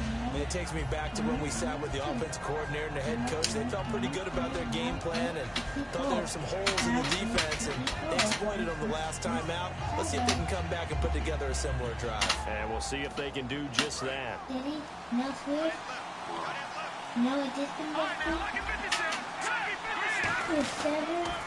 Now they'll run it on the toss. Trying to turn the corner, but he's going to be stopped right near the line of scrimmage. Credit him with a 1-yard gain there to make it 2nd and 9. The starting 11 defensively for the Bears. Pernell McPherson's a strong run-stuffing outside linebacker who's beginning to blossom as a pass rusher. And after the play on the ground, that brings up 2nd down here. Wentz to throw on 2nd down. Caught by the tight end Ertz. 6 yards is the pickup, and that'll lead to a 3rd down. That was not a completion that results in a highlight video. But at the same time, if you have those kind of completions all game long, eventually one of them might turn into a highlight. Let's see if they can convert here on 3rd and 3. They'll come out in the pistol. Wentz going to try and throw on 3rd. And he connects with Ertz. It's a gain of 4 there, and it gives him a new set of downs. Daddy, do you like the Titans? Back live with Charles Davis. I'm Brandon Gaudin. It's the Eagles with the ball here to begin quarter number 2. And they've got it here with a 1st down. No, everybody had them already. only wanted to be something different than everybody? No, they pick all teams. That's the last team left. Oh, so it's only can play team? So what happens if all the teams are taken left? Then you can't play. Oh. How you gonna play if you ain't got no team? Well, if there's just a team, Here's Smallwood. it makes it still a And he'll be team. limited to a short gain up to about the 34-yard line. 3 yards on the pickup there, and it'll be second down. Daddy,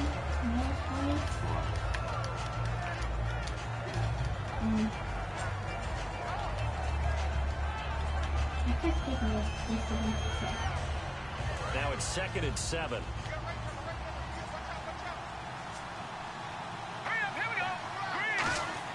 Now Wentz throwing on second down. Smith catches left side.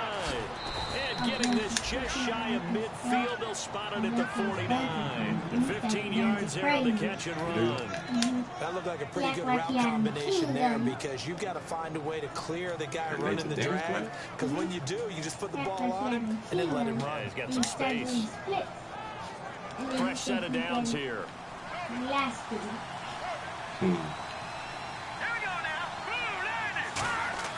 On first down, Wentz. Oh, it's a screen pass. That's complete. And he'll get it down to the 47 here. They'll get 4 there out of the screen, and it's second down. So many things have to come together just right for a screen pass to break for big yardage. The blocking, the timing of the pass to the runner, everything has to fit together just right. But on that play, the defense was able to disrupt things and hold it to a short game. And here comes play number 6 on this drive.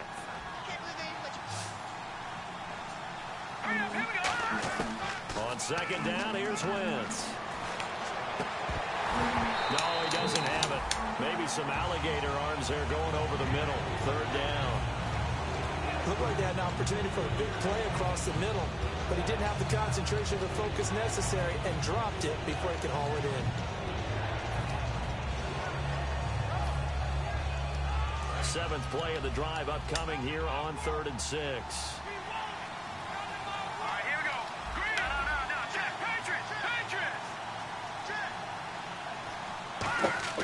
Now Wentz on third down. This time for Smith, and it's intercepted. A great read, and it's picked off. And his crew will take over at their own 45-yard line. And now Chicago getting ready to go as they take the field. And a tight game after punting last time. See if they can get something going on this drive.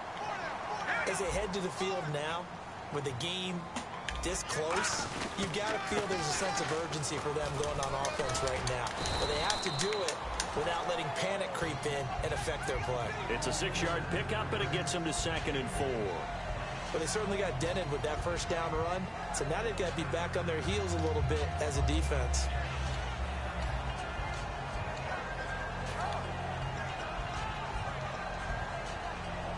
Four yards remaining now on second down.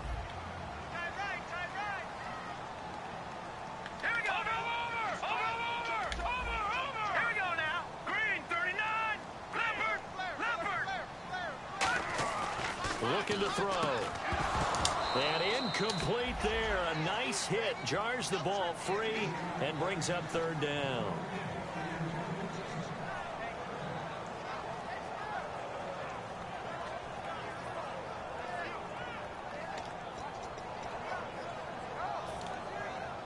Third down and 4. Again, we'll see the pistol here. Out of the gun now on third down. And he's got Miller. And he's going to have the first down yardage as he's down at about the 30-yard line.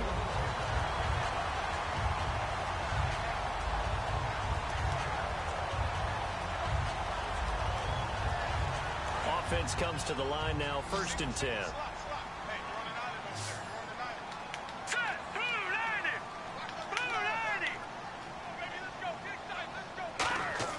Now a play fake here on first down. And it pops free. The collision there jarred the ball loose and brings up second down. It looked like they had something there, but I think that he was thinking about running with the football before he actually hauled it in, and that led to a big drop.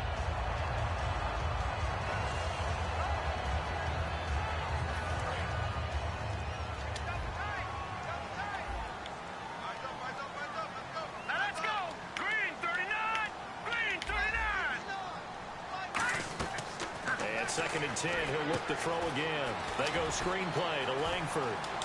Muscles him on. Come on. A nice pickup there of 11 yards, and it'll move the sticks. They ran that one well, and not only did they pick up a nice chunk of yardage on the screen, they sent a message to the defense. Rush the passer all you want, but you better be careful. We can hit you going back the other direction.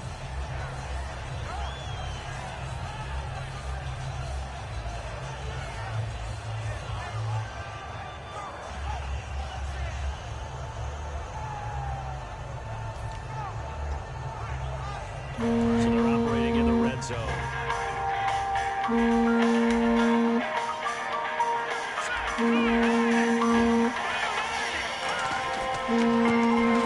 Langford is in. He gets the carry. Trying to find a lane, but instead he'll get back to the line of scrimmage. And that's going to go as a loss of a yard, and it'll be second down. Hey, Mom. Nothing much. I've been here for about, been home about 2 hours. I gotta get up early in the morning. The chains here a touch on 2nd and 11. Here we go. 3-19. 3-19. Now a shotgun snap as they'll look to throw. His throw caught at about the 5. And he takes this one in for a Bears touchdown. Zach Miller, his first touchdown here of the new campaign. And the Bears are an extra point away from tying the football game. It's good, and we're tied at 7 apiece.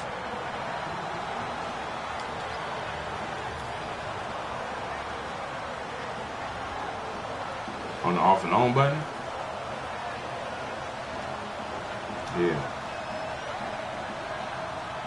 So it's not working?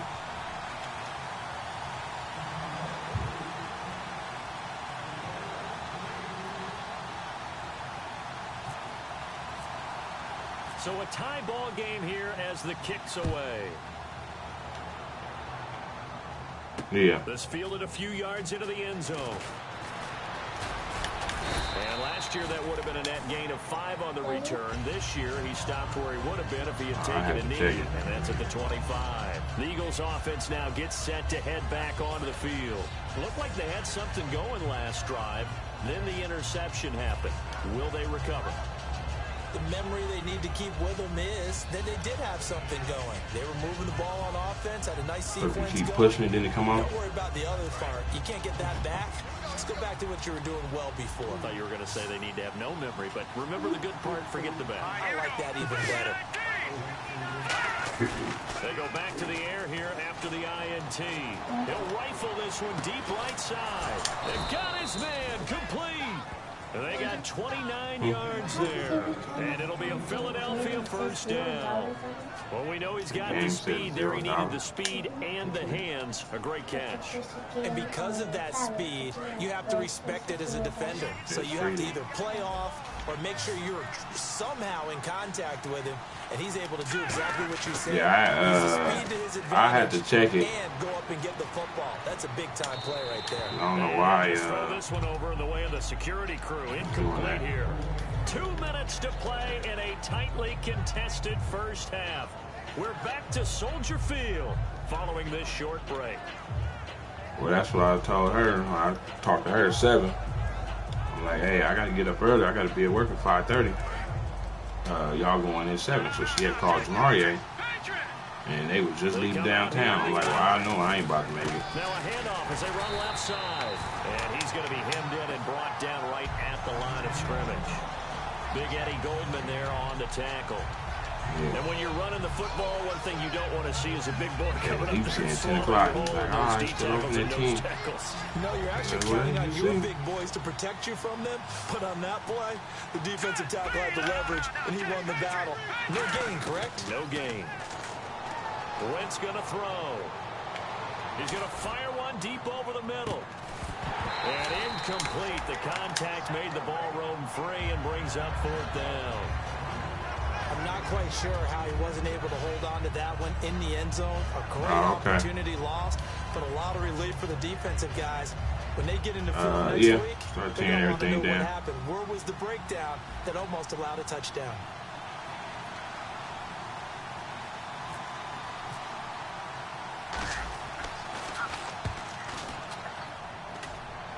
Uh-huh. Just a 30-yard punt that time. And the offense will come back onto the field for the 1st and 10. Here's the Chicago offense coming back out onto the field.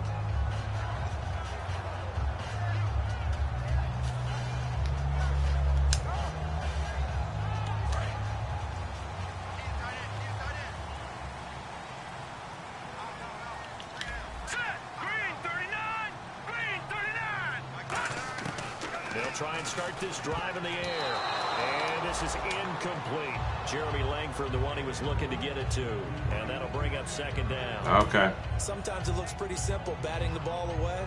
But oftentimes there's some pretty good teaching and practice that goes into it. They said the funeral was going to be on the 15th, on Monday. And get his hands through the football. And I don't know if it's supposed to be that morning or not. But I got that from Stan told me that one.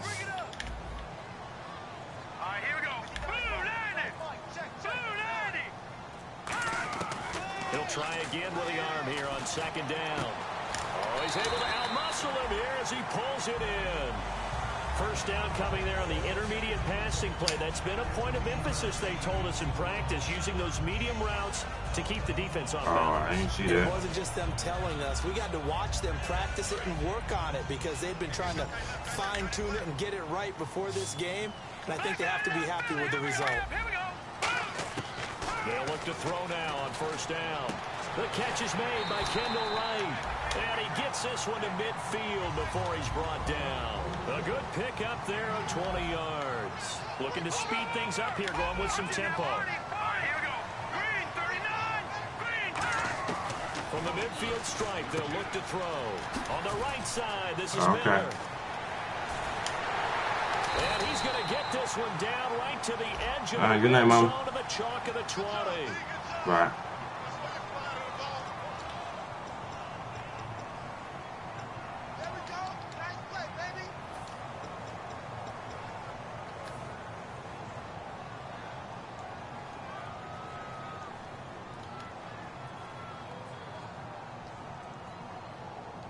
So now a 1st and 20. And on the outside, they're playing press coverage. Another pistol look here. No. Check. Patriots. Watch it now, Barney. Set. 3-19. They'll stick with the passing game as he looks to throw. Cameron Meredith, the intended target. And that'll bring up 2nd down.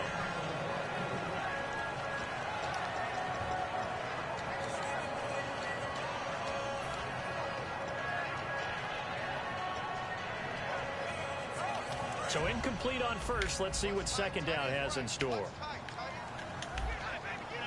Detroit now. Green 39. Green 39. Right over there. Yeah. Mike, 58, right there. Leopard.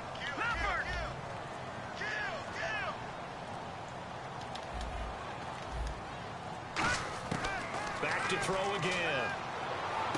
Looking for his running back, and he's got it. And he'll go out of bounds. It appears right at the 45. I'm going to show my age here a little bit. We used to talk about running backs catching the ball as safety valves.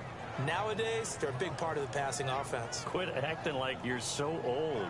You're only 65.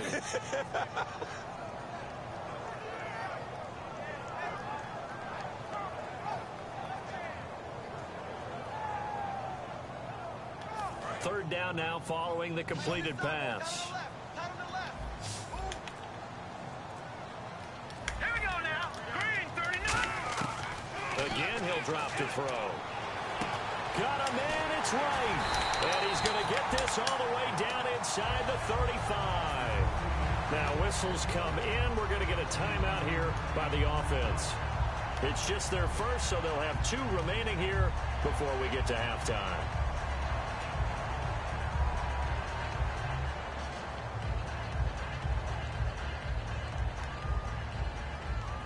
So after that big play, let's see if they can catch their defense maybe on their heels. Set. Green 39. first down. He'll drop to throw it. They go screenplay to Langford. And he is going to lose yardage here. Now hold everything here. We're going to get a timeout by the offense. So that means they're down to 1 remaining here as we head toward halftime.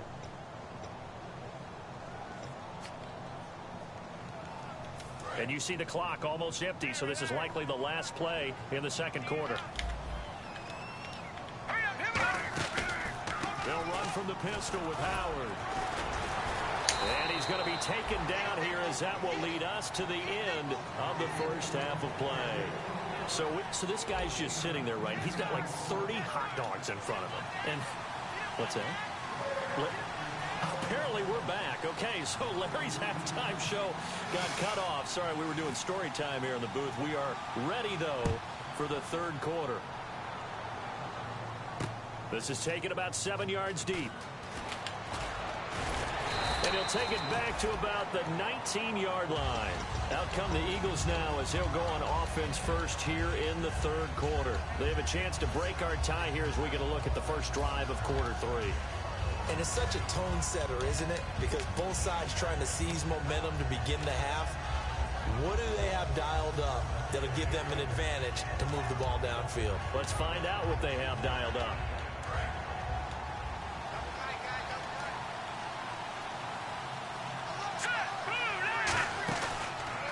They run the counter now on first down. Come on, boy, let me First cut the down fucking carry, hole. so What it's is you 2nd and doing? 9. Well, they held him to a short gain on that one, and it almost felt like on that first run, they were trying to just throw the jab at him. So how do you stop a jab? Get closer and smother it, just as they did on that last play.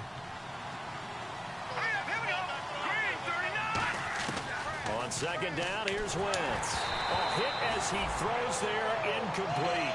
He was trying to get it to Zach Ertz that time. And that takes us from second to third down. A pretty good coverage there, and both of these defenses, they've had good coverage throughout this one. No doubt about it, and in today's NFL, where we're used to a bit more scoring, this feels almost like a well-pitched game in baseball on both sides, where the tension continues to build. Who's going to make the big play? Here's Wentz to throw. Looking for Jeffrey, and it's intercepted. Oh, come on. The linebacker, Jarrell Freeman, and his guys are going to get the football at the 37-yard line. Now we take a glance at the offense as they work their way back out for their first possession of the second half. They've got great field position, obviously, to start this drive. Tie game, do you maybe go a little riskier here with that great field position? I think some guys look at it and say, let's go.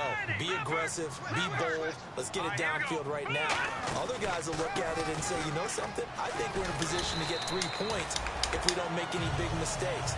Run our offense, get in that spot, and see if you get the 3, and hopefully, maybe even more. Either way, I bet they're happy to have options.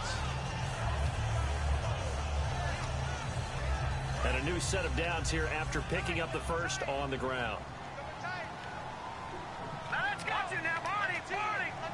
That's it now, Barney. Green 39. Another carry for the rookie. It's Jordan Howard. And he stopped immediately there. It's a loss of a yard there, and now second down. Well, Brandon, so much for halftime adjustments. They still can't get anything going on the ground. It may be time to loosen things up and start flinging it around a little bit. So now 11 yards to go for this offensive unit. It's second down.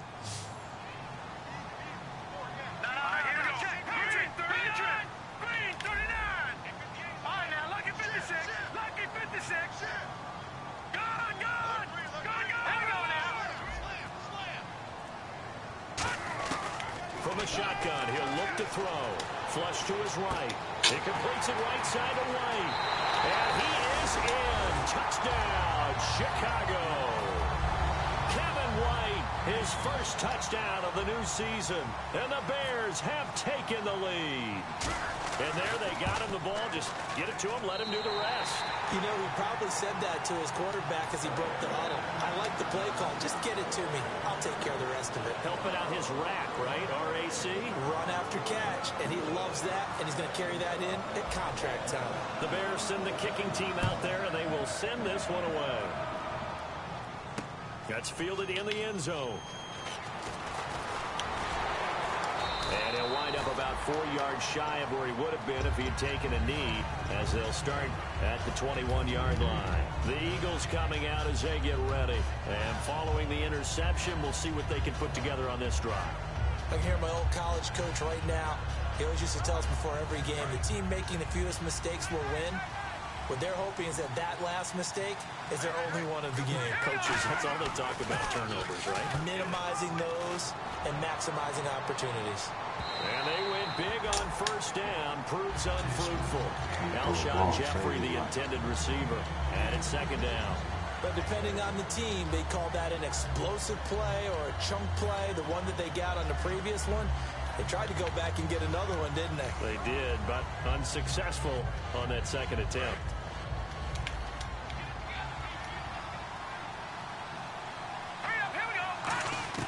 Back to the air on second down. Wentz. Hurts over the middle. And he'll get to the 29-yard line, brought down there. 8 yards on the completion, but now they face third down. And that's one of his advantages of a passer, is it not? With his height, setting back there in the pocket, firing it over the middle, he can really see everything clearly. It is, and I know that other quarterbacks get it done different ways, all right? You don't have to be his height to make a great play.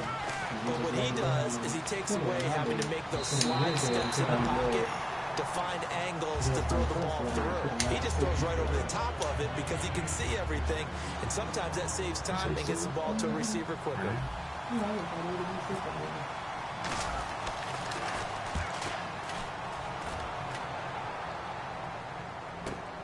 This will be fielded at the 17. Whoosh. So a change of possession here on the punt. And the Bears take over. Here's the Chicago offense coming back out onto the field. And they were able to punch it in the end zone last time. They'll be looking to do that again here for the defense. Obviously, they'll be always is punch counter punch, isn't it? And which team has the advantage? Well, let's just go back. Last time on offense, they rolled downfield, got into a good rhythm. You can see a little more bounce in and out of the huddle. You can see the sideline really get into the game.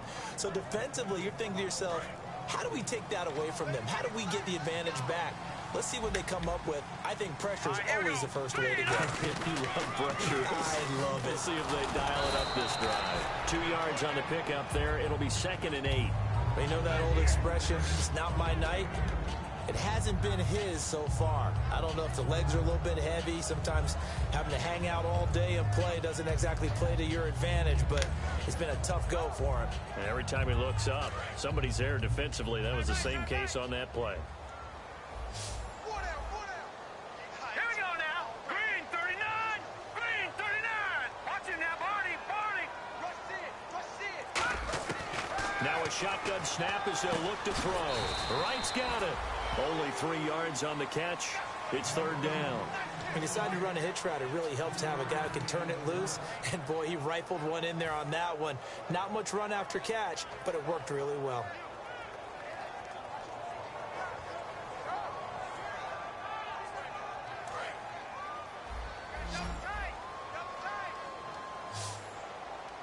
Here we go now. Green 39.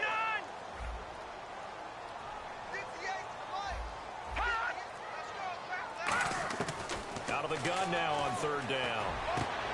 And he couldn't hang on to it through the contact. Incomplete.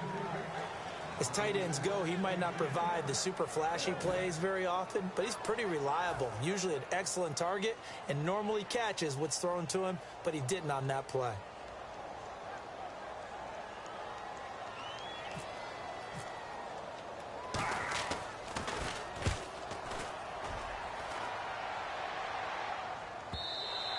And a little too much mustard on that one. It hits a couple yards into the end zone. A missed opportunity there maybe to pin him back. Philadelphia getting set to take the field.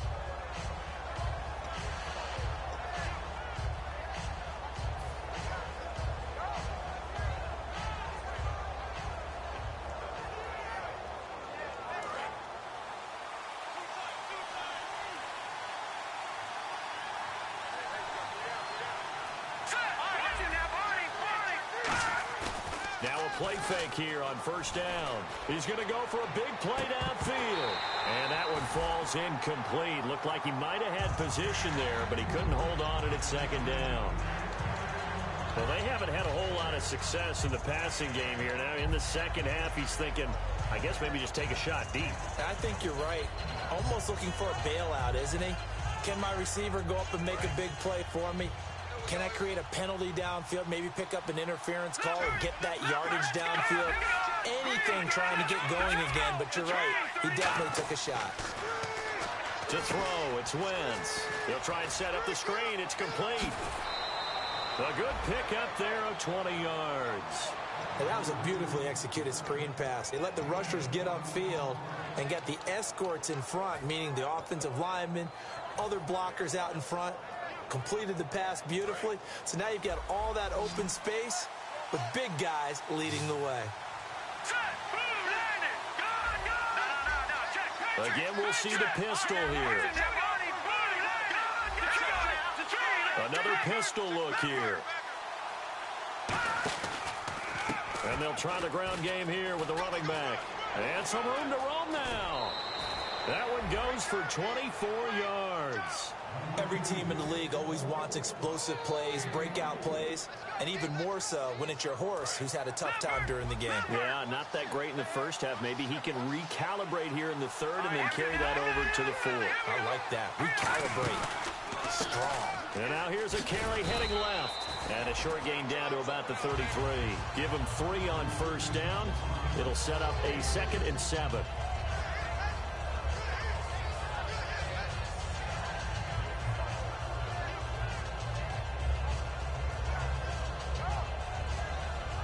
Decent chunk of yardage still left here. 2nd and 7.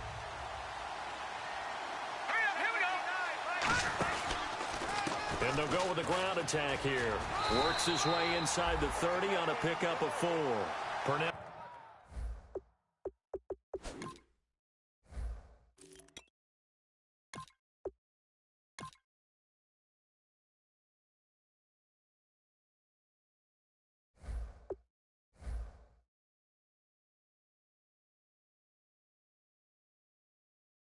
McPhee in there on the stop.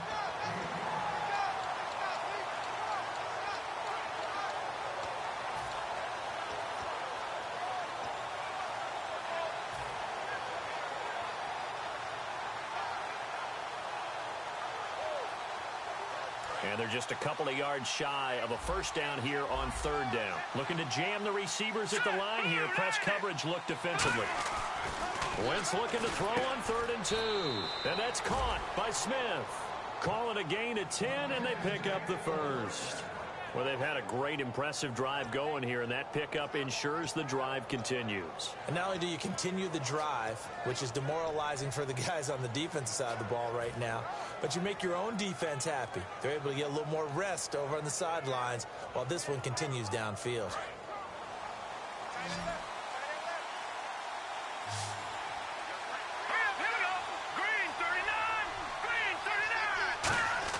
Into the red zone. Wentz. It's caught on the right side at Smith. And that right there will set him back a bit on the offensive holding penalty. And you know who you want to pressure after a penalty like that? The guy who just committed the foul. You want to see if he's going to keep his head down or if he's going to get his head right back into the game.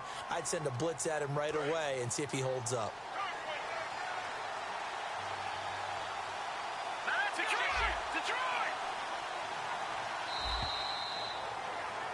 Back now at Soldier Field. It's the Eagles behind on the scoreboard, but with the football here as we start the 4th quarter.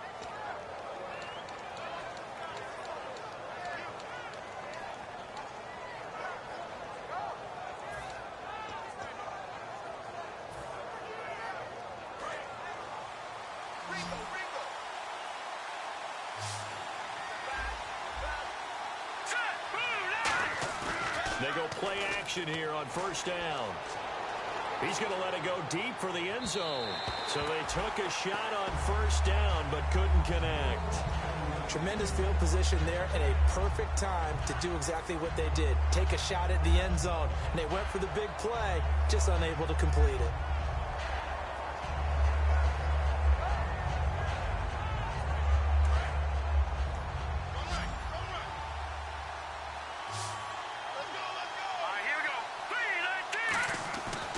second down, here's Wentz. Nowhere to escape, and he goes down. Jonathan Bullard, the rookie out of Florida, in there to drop him, and that will go into the books as the first sack of his young NFL career.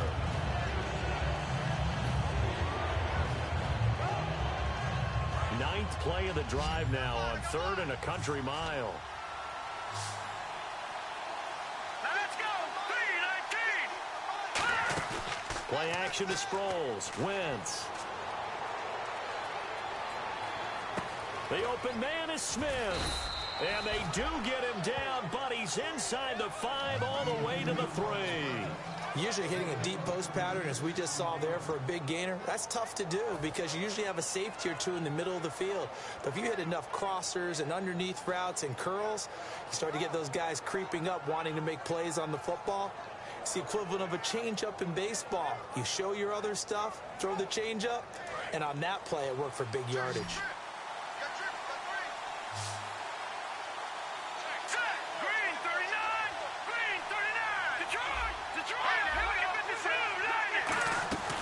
They'll run it now out of the gun. And he's going to get this back to the 3-yard line and no further.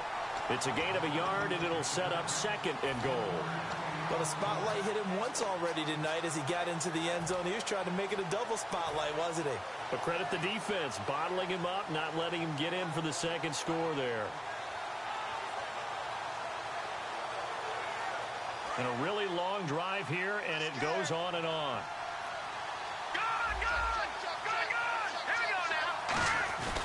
On 2nd down, Ryan Matthews. And he's in. Front Eagles touchdown. Ryan Matthews with 2 touchdowns on the season, both in this game. And the Eagles are within an extra point of tying this thing up. So here comes the kickoff now, all even here in this 4th quarter. And this will be a touchback, and as we saw in week 1, the new rule, this one coming out to the 25-yard line. And now Chicago getting ready to go as they take the field.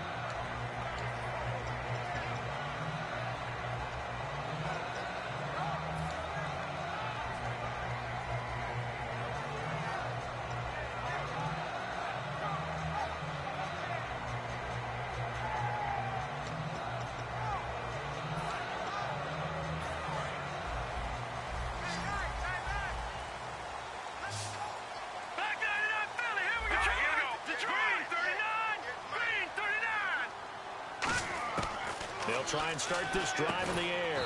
It's grabbed over the middle by White. A gain of 6 there on 1st. Nothing flashy there. The slant to the slot. Oh, and the frustration for the defensive guys, because it's a quick play. And you know it's going to be a bang-bang play in terms of the throw and the catch. And then he's able to absorb the contact and complete it. All right, here we go. Green, 39. Back there, Philly. Here we go. Now, lucky 56. Lucky 56. Back to throw here. And no escaping this time as he'll go down. They got him for a sack. Brandon Graham in there to drop him with his first sack of 2016. Big sack on 2nd down. Now the offense needs to convert here on 3rd. The lone setback is Langford.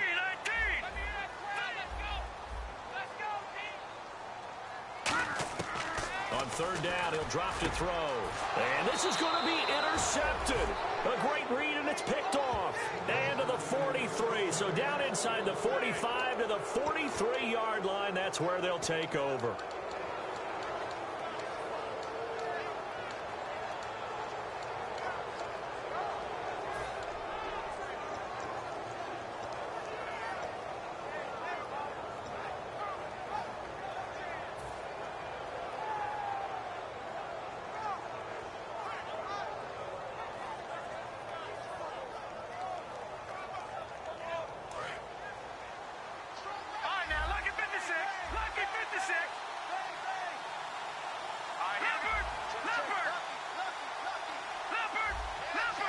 They come out with 1 back and 3 tight ends. And he'll give it here to his running back. And he's able to carve out about 6 there, down to the 37. Well, we all know the guy carrying the ball is going to get the credit, both in the stat line and probably in the newspaper. But guess what? Those guys creating holes, they couldn't feel better about themselves right now. Offensive line, tight end, probably even the wide receivers are involved. They're moving the ball well.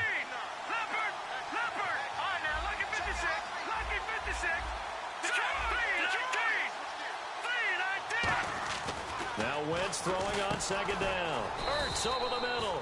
And he gets it down to the 32.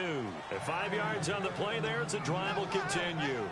Well, clearly one of his advantages as a passer is his height. Sit back in the pocket, fired over the middle. That makes things tougher defensively, doesn't it? It really does, because your goal is to move the quarterback off his initial spot when he gets his drop back completed. But when you have that type of height, he can stay in there. If he's willing to take the hits and just fire over the top, which saves him time and actually completes a play a little bit quicker than it normally does for a quarterback that has to slide and find open space to throw. Tie game here. Time starting to run down. The defense really needs to try and keep this game tied, see if they can get the ball back for the offense. In motion right comes Matthews. Now they'll run it on the toss.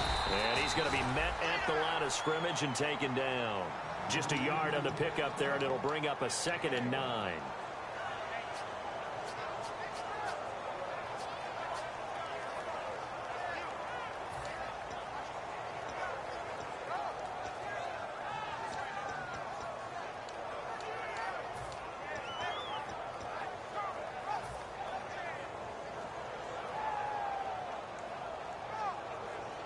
Tie game late, and the offense really has to be conscious of the clock here as it's becoming a factor late in this ball game. Wentz to throw on second down. Jeffrey reels it in over the middle. And down inside the 15, shy of the 10.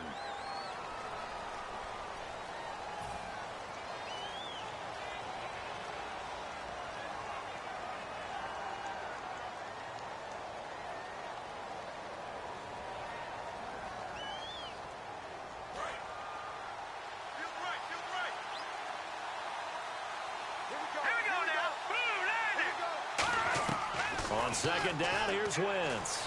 And he slings one that's incomplete. Trey Burton, the one he was looking for. And it'll bring up third down.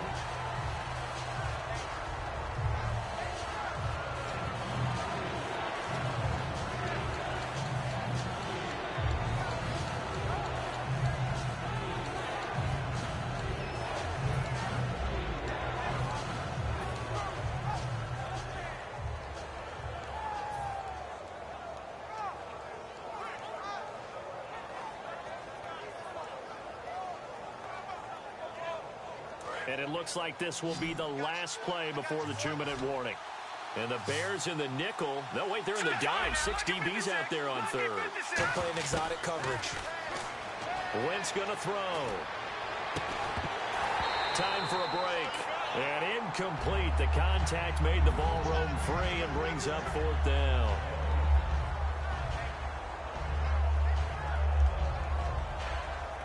So here now, big spot for the kicker. It's Caleb Sturgis. This for the lead in the final stages. And I tell you what, he got it from 58. That had lots of leg behind it. And Charles, you talk about a big kick under pressure in the fourth quarter. That wasn't like a 33-yarder. That was a long-distance kick. Brandon, it shows you the faith that this coaching staff has in their kicker. You're right. If this goes wrong, you're going to give up the ball near midfield. But that was an absolute rainmaker, and it's going to give them a late lead. And now Chicago getting ready to go as they take the field.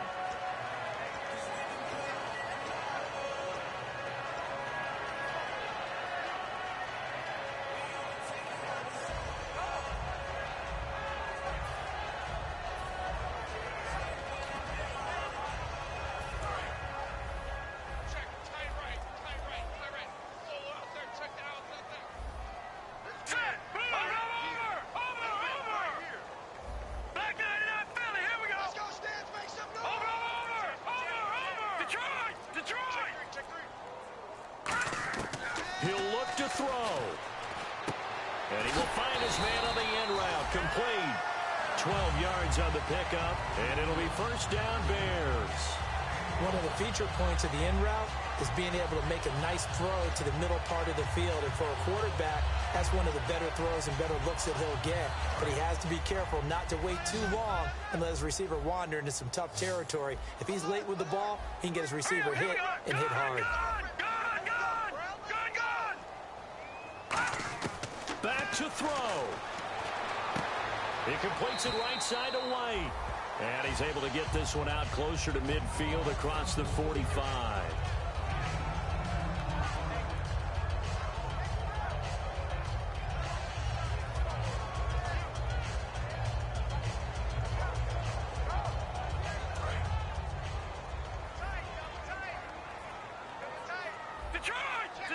Looks like the defense in press coverage here.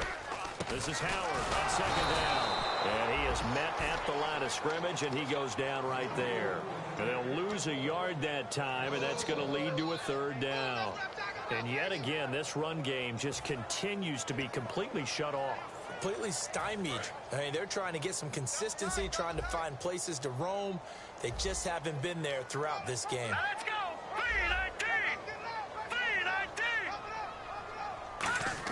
They'll look to throw. And he's got Miller. And he's going to have a first down as he's brought down at the 44-yard line. 9 yards on the pickup there, and it keeps the drive alive. Would it be safe to say that as precise as routes are supposed to be run in the NFL, maybe they're not quite as precise in college ball? That's accurate, yeah. And I think we saw a college route in the NFL there. Just find the soft spot, find the dead zone, and find the first down. And that's what he just did. And it drops down incomplete. Thought he might have had it. Instead, second down. One of the toughest things about playing defensive back is pattern reading, trying to figure out what they're doing. And on that one, they had to fly, just sending a guy downfield with the in route accompanying it, what people call a dagger route, trying to hit the guy underneath after the clear out. In this case, though, they're not able to get it done. Yeah, they said forget the underneath route. They went for the guy on the fly, but as you said, incomplete.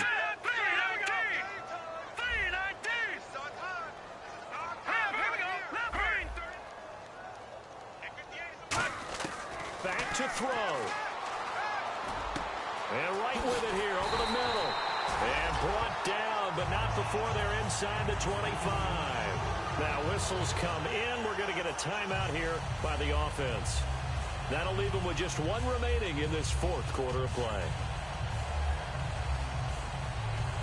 And here comes play number 6 on this drive. And on the outside, they're playing press coverage. Shift together here from the D-line. Watch him now, Barney. Now let's go. 3-19. This is Langford on 1st and 10. And able to push his way forward here for a good little gain. And give him 4 yards there. It'll be 2nd and 6. On any running play that's called, they're always hoping that it's going to break big and go the distance. But when you get a nice gain like that, you're able to do so many things anyway.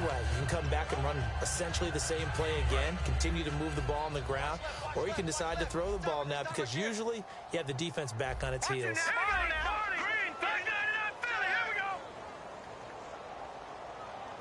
Now hold everything here. We're going to get a timeout by the offense.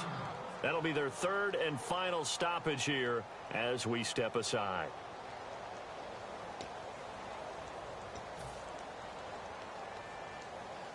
So now one of the biggest kicks of the night is forthcoming. With 2 seconds left in regulation, this to force overtime. And his kick here is good. And in the 4th quarter, this game is tied. And here in overtime, if the team that receives the ball scores a touchdown, it's over. If they don't, we can still have some more football. That's exactly right. If they go down and kick a field goal, the other team gets a possession to either match it or score a touchdown to win the ball game. If both teams kick field goals, the next team to score wins. But if the receiving team throws a pick six or fumbles the ball and it gets picked up by the defense and they score, the game is over at that point. This will be taken to the back of the end zone. And they'll put up the stop sign there as his guys will get it at the 25. And now Now Chicago getting ready to go as they take the field. They control their own destiny here. They have the football in overtime. Obviously, a touchdown would win it. And I think teams around the league are still adjusting to the idea of going downfield, scoring a touchdown wins the game, because they were used to just going downfield and trying to get in field goal range to win a game. Still having to make that transition. Let's face it now, the ones who are doing it best know they need to go down, attack, put the ball in the end zone, and not leave it up to a field goal and give the other team a chance. Yeah, as we said, they control their own destiny now. They go screenplay to Langford. So there you go, holding by the offense, and that'll push them back. Changes everything now as you try and figure out what your playbook has for you. Longer yardage situations, tougher to execute and pick up first downs.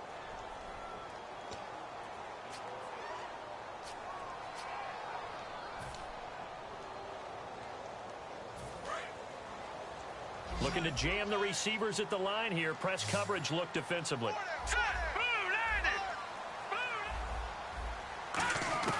Now they'll throw here out of the gun.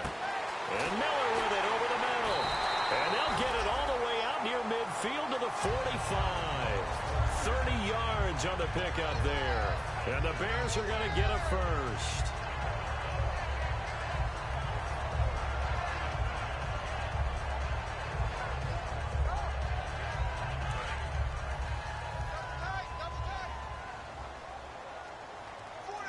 And the D-line pinching together must be expecting the run. They'll bring one of the tight ends in motion left. On first down, they run with Howard. And this has been a recurring theme tonight for sure. Nowhere to run. Back to the line of scrimmage, that's all.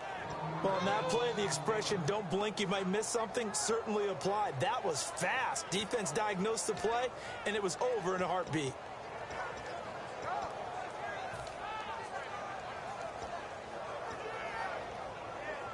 A little bit of ground to make up for the offense as they face a 2nd and 11. Here we go now. Blue 90. Blue 90. 58, right over there, right over there. Yeah, right, 58. From the shotgun, he'll look to throw. And the hit jarred it loose. It's incomplete. Kendall Wright, the intended target, and it's 3rd down.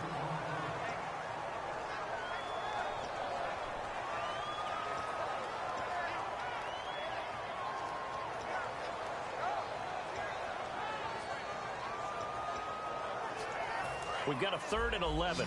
Tight, watch left. Tight, watch left. Set, 319. 319. Let's go. Leopard. Check. Now a shotgun snap as they'll look to throw. The catch made by Miller. It's a gain of 20 and picking up the first.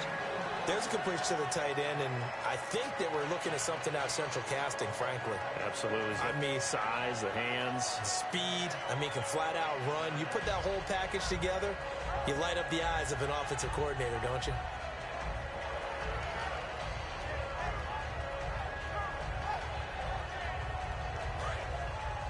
Possible run anticipation here as the D-line sandwiches together. Back there. Here we go now. Here we go. All right, now look at 56.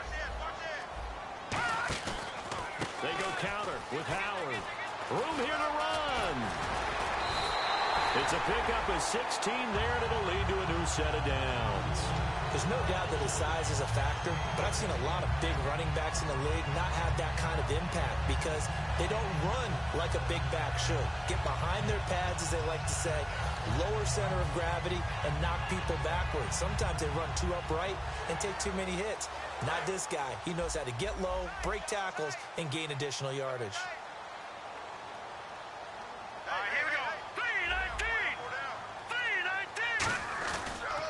On first, they go right back to Howard.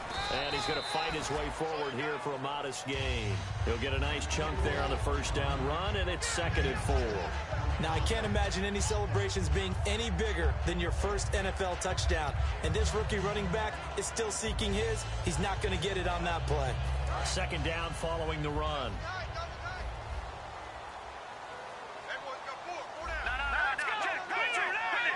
All right, now look at 56. Lucky 56. On play action, they'll throw.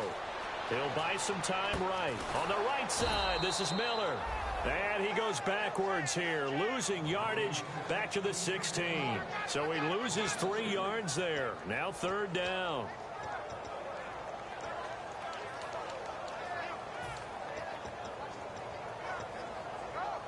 Here's play number 7 on the drive. This is 3rd and 7.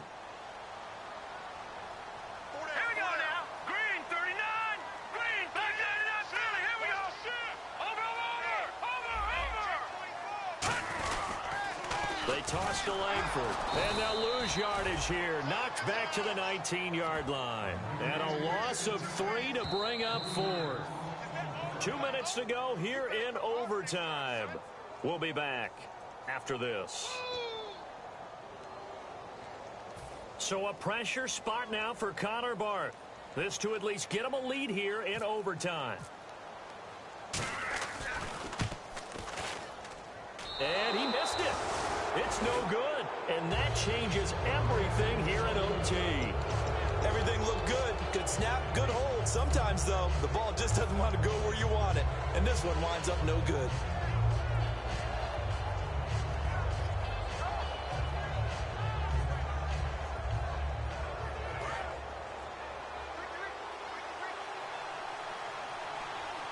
They come out here in the eye.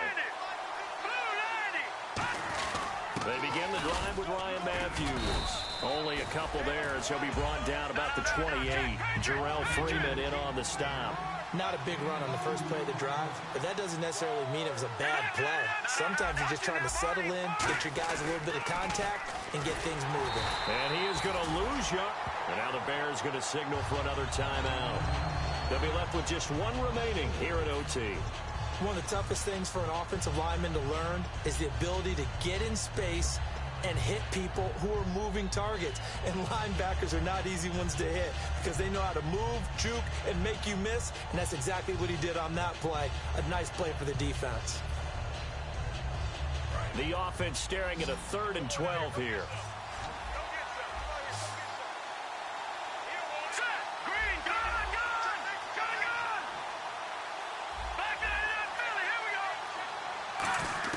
What can Wentz do now with his drive? And he overshot him there. It's out of bounds, incomplete. Here's Donnie Jones now. On for a very important punt here in overtime.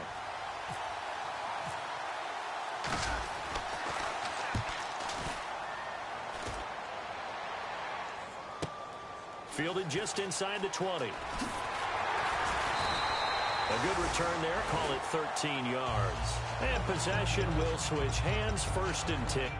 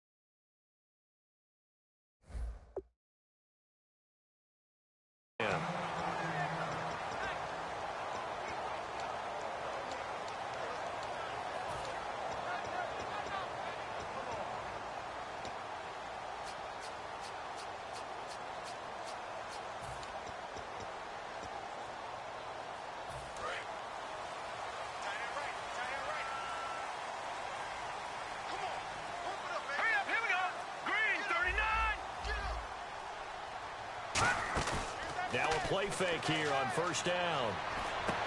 And he's got it. Got his man on the end route. Complete. A gain of 6 there on 1st.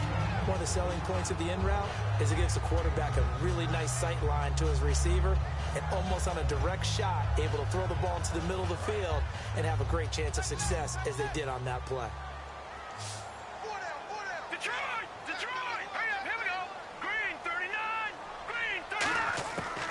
of the gun. They'll look to throw. Oh, and it's intercepted. A great read, and it's picked off. And his guys are going to get the football at the 37-yard line. And Philadelphia ready to get going on offense again. And on the last go-around, they really couldn't get anything going. They had to punt from deep inside their own territory, which means you're going to lose the field position battle as a general rule. What they're looking for now is a little more consistency, move the ball at least a few times on offense, get a couple of first downs, and hopefully flip the field. Yeah, just something to build off of. That's what they're looking for here. And nothing doing. He's immediately taken down at the line of scrimmage. Credit him with a 1-yard gain there to make it 2nd and 9. Yeah, that wasn't a big run, just a short one there. But guess what? Sometimes you treat it like boxing. You throw that jab out there, and you throw it again, you throw it again, then you come with a big punch later. Maybe they're just trying to set them up.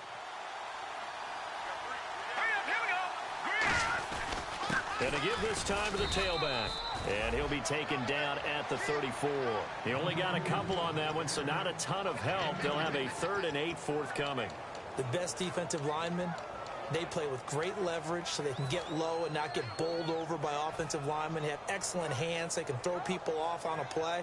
We just saw a great example of a really good run stop by a guy playing the defensive tackle position. So 3rd down now. They need the 27-yard line for a first. Now Wentz on 3rd down. Over the middle to Smith. And he works it to the 30-yard line here, right at the 30. So into overtime and all the way to the end of overtime, they have a chance.